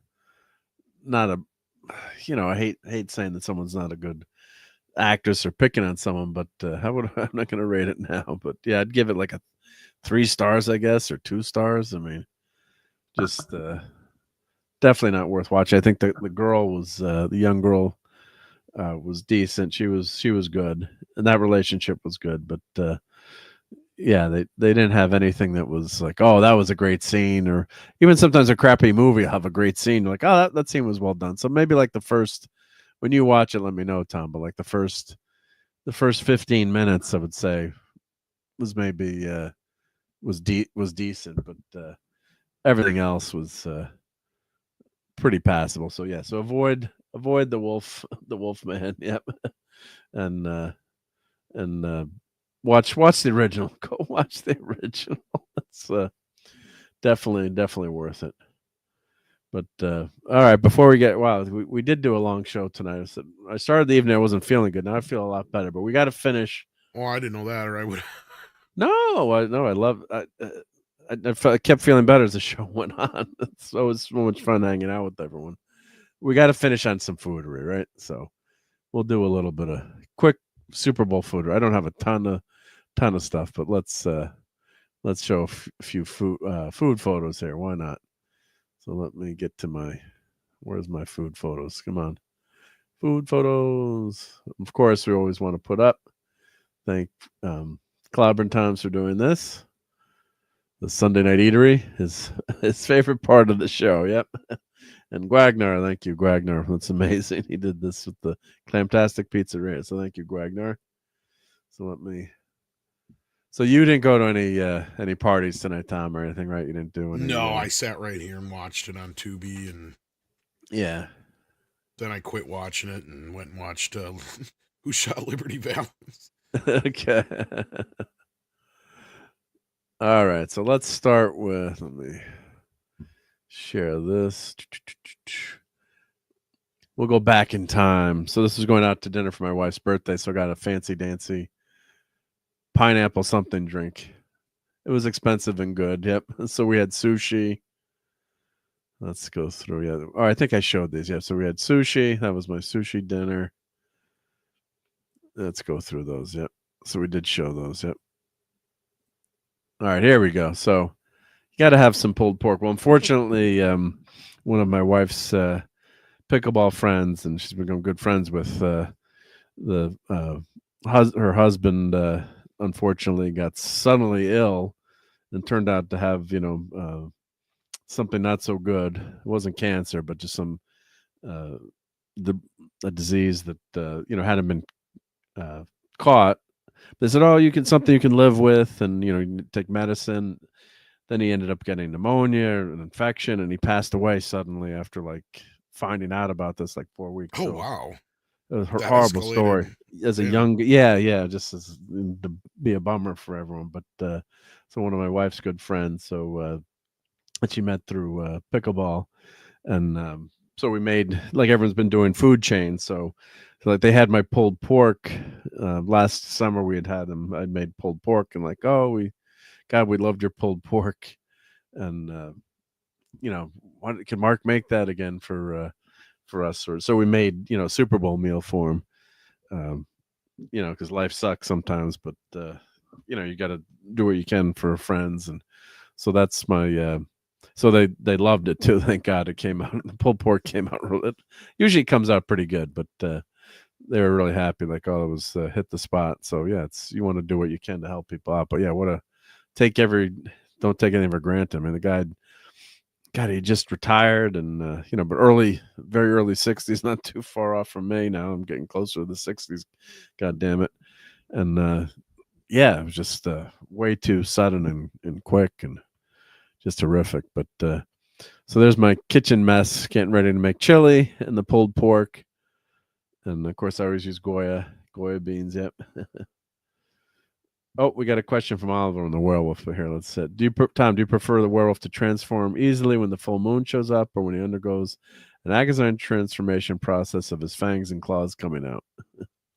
I mean, I think it depends on the film, right? I mean, if you're doing like the American Werewolf in London, where the whole movie's about building up to that transformation, then yeah, you clearly want to do the full-on transformation. Now, if it's going to be less about that part of it and more about just, I mean, because a lot of other times it's not so much about the transformation. And like the older films, they struggled through trying to do just transformation. But then look at Teen Wolf. It works just fine. There's a few scenes with some bladder shots and some other stuff, but mostly it's just cutaway shots, cut back to cutaway shot, Makeup, cut back. Yeah, that works. There's nothing wrong with that. And there's a lot of scenes in Teen Wolf too, where he, like, 1 second he's normal, and then, you cut away to something else, cut back, and he's a wolf. Because you don't need it every time, right? Like, it's kind of like in like in old animated shows when we'd see like the animation cycle of every time a certain character would power up or something like that. You know what I mean? It's like, okay, we've seen it. I've seen He-Man transform 20,000 times now. Yeah, exactly. However, whichever one you want to pick. But yeah, so I mean, I guess again, it just depends on the flavor of the film. Yeah, I agree with that. Yeah, that's a good answer. Yeah, that's a great point. Werewolf in London. Yeah, it builds up to that climax at the end, and he doesn't believe that he's actually going to become a werewolf. It's like it's nuts, and that, especially that one part of the scene where he falls forward. He can't stand up anymore, and it's like the transformation is taking over him, and he's like, "What the F is going on here?"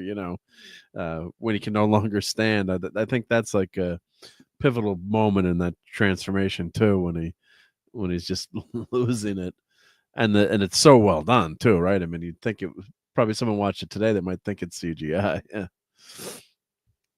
So of course we had the snowstorm in the Northeast last night, but I had to make the pulled pork. I had to get it done for him. So I was wiped out last night, but I had to get it in because it takes, depending on what you set. I had it set to 250, but it can take up to 18 hours.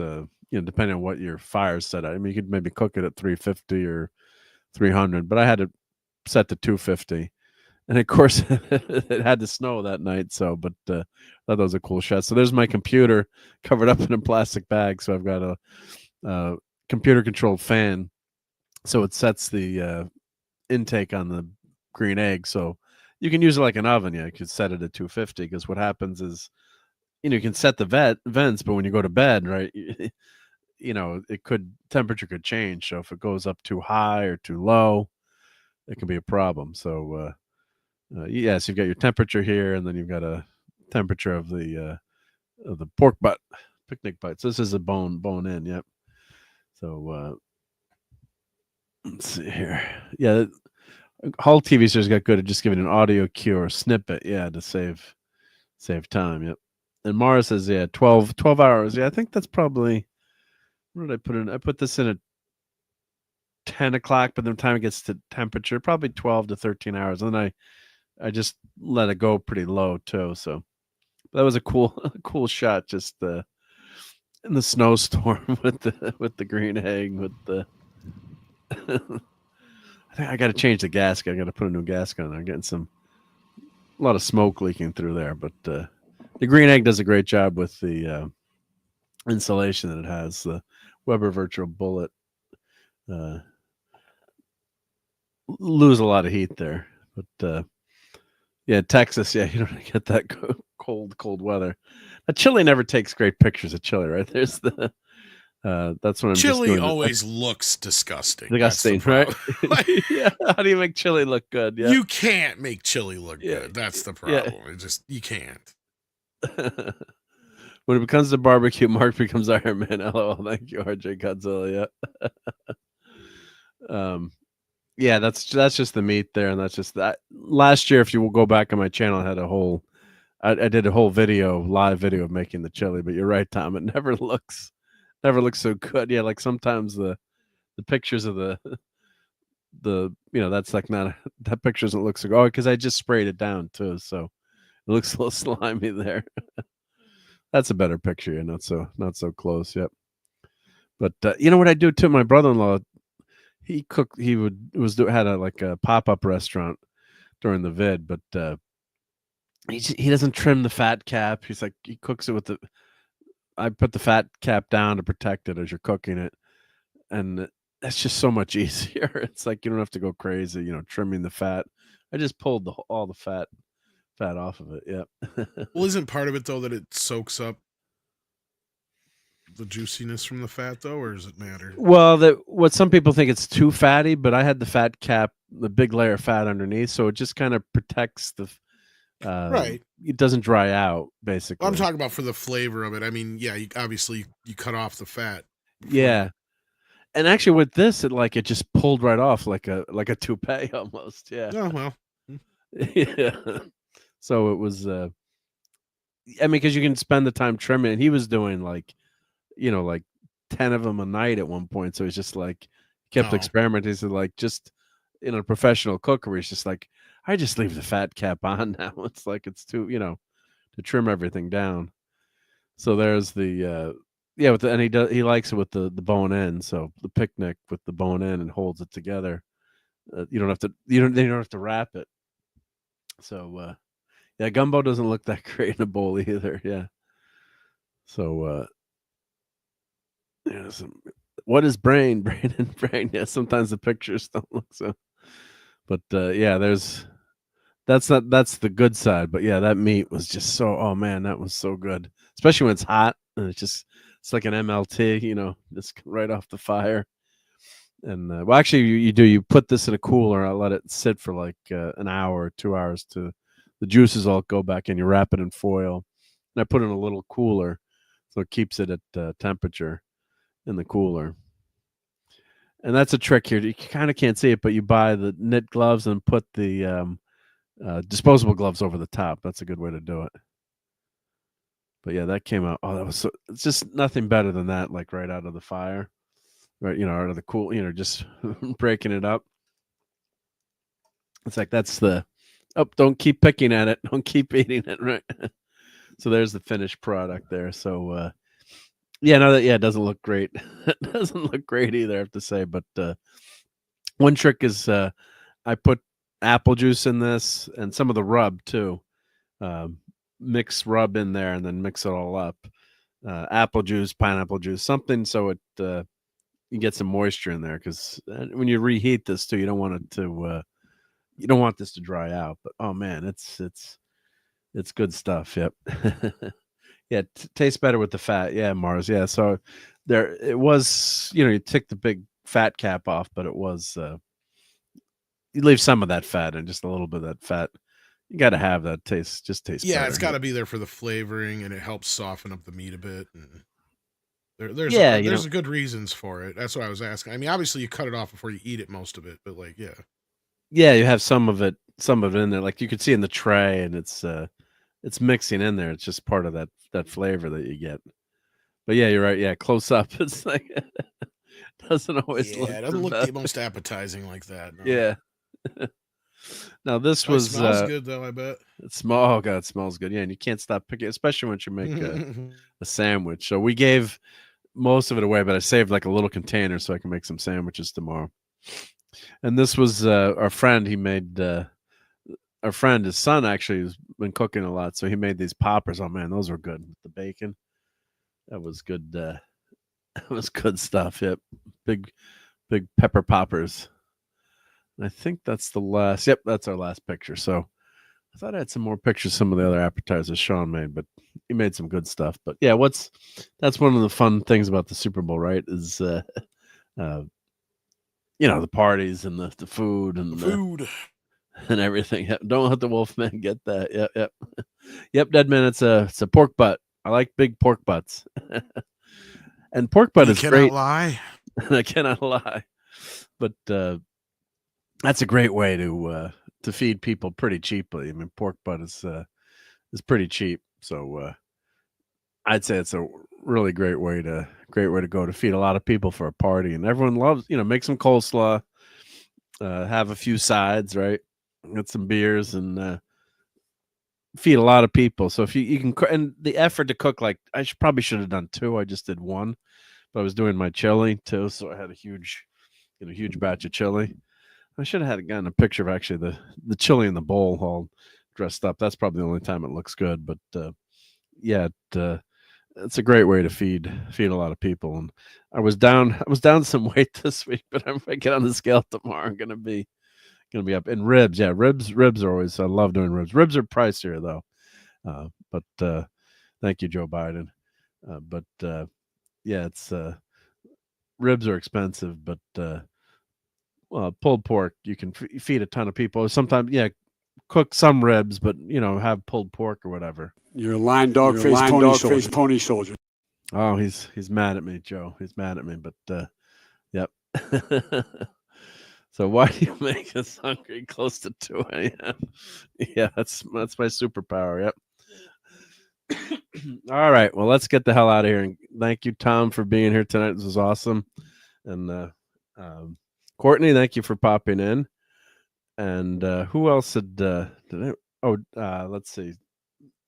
Thor was here in the chat only, so we had Steve Mitchum here, and all right. Well, let's thank channel members. Yeah, let's do that. Let's thank all the channel members. So thank you everyone who helps keep the lights on here, helps to pay for StreamYard, which God, they keep raising their prices too. They're nuts. But let me have my channel members here. So let's go through those. Let's go from. Let's flip this. So we've got Professor R2. Thank you, Professor R2. Philip Story, Admiral Teague, Stark of Iron, the Mandalorian. Let's see, it keeps flipping on me here. Nick Weiser, Dadman, RRTNZ, RobAltis, Max Redstone, Wes Cagle, DJ Ronnie G, Christian Delorme, 70s Rock Fan, Dave C, Shooter, Eric K. Thank you, Eric K. Andrew Jill, JT Kirk, and Brian Hepburn. So thank you to all my channel members. And I got some channel stuff planned, and I'd like to give away some 3D prints that I've been doing too for all you guys and gals. So much appreciated. And I'll get that out to you guys soon. Been working with my new 3D printer to get some cool stuff printed for everyone. And let's see who's active in the chat. So we won't go all the way back because it got late early, as Yogi says. So, but thank you, Courtney, again for being here.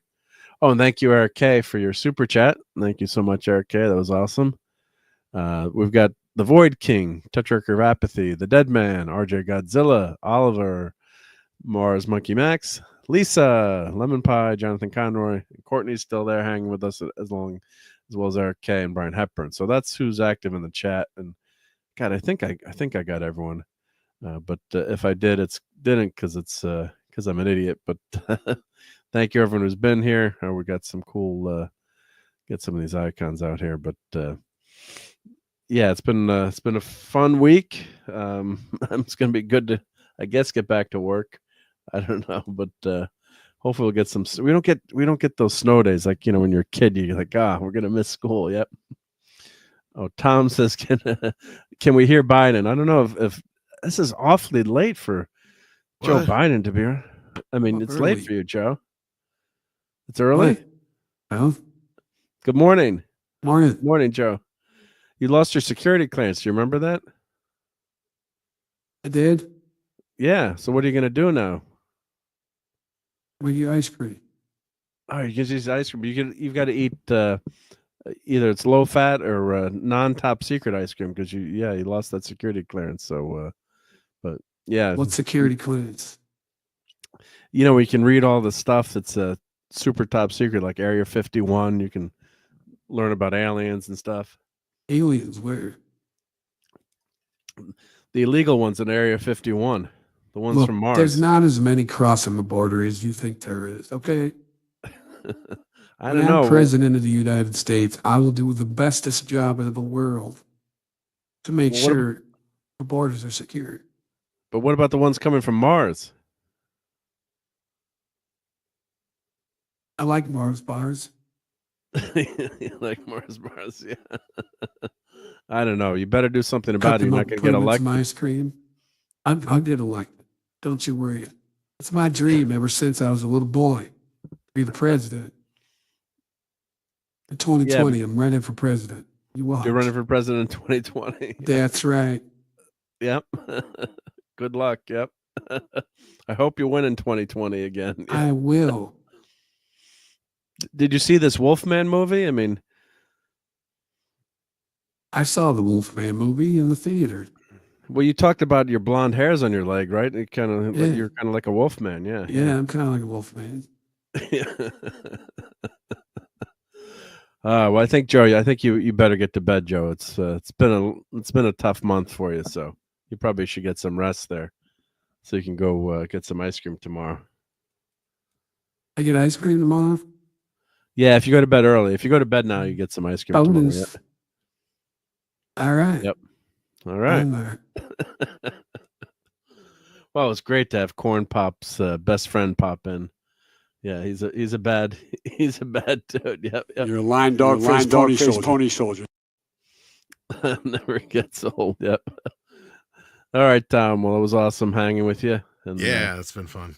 I appreciate you popping in. And what you got? What you guys covering on the Edge tomorrow? Anything particular? I'm sure we'll talk about some of the same stuff we talked about tonight on the Super Bowl business. Otherwise, I have no idea yet. We never know until generally the morning. But yeah, yep. The lack thereof. Movie trailers, I guess, is one of the main topics. I'm sure. Yeah, that's true. Yeah, we got. We have two movie trailers, I think. Three, I think, technically, but yeah. Yeah, not a Mission much, Impossible teaser. There was the Jurassic Park and the which I think was the same one that's already been released, and then or there may have been a few differences to it, but then the Marvel Thunderbolts one. Yeah, so that was not much. Yeah. Well, movies aren't making much money these days relative to video games. Yeah, because the whole Superman promise turned out to be nothing burger. It was just some promo bits that had to do with the Puppy Bowl, and it was like, yeah, that was nothing, right? Yeah.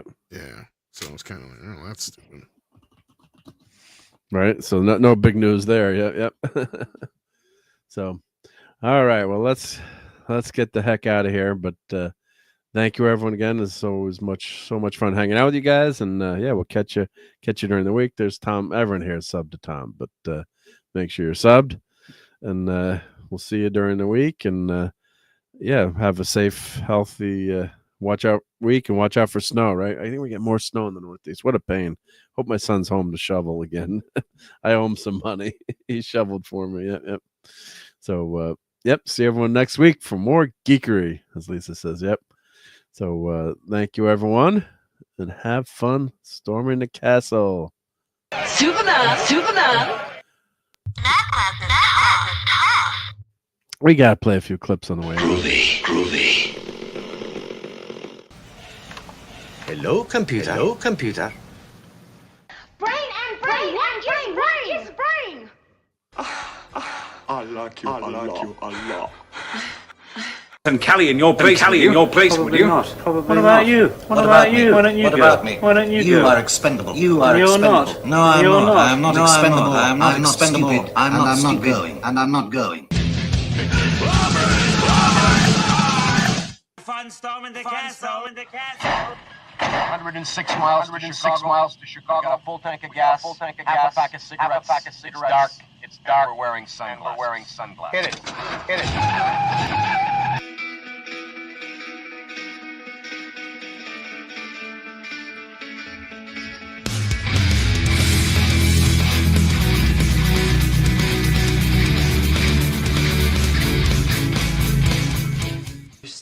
here? Still here?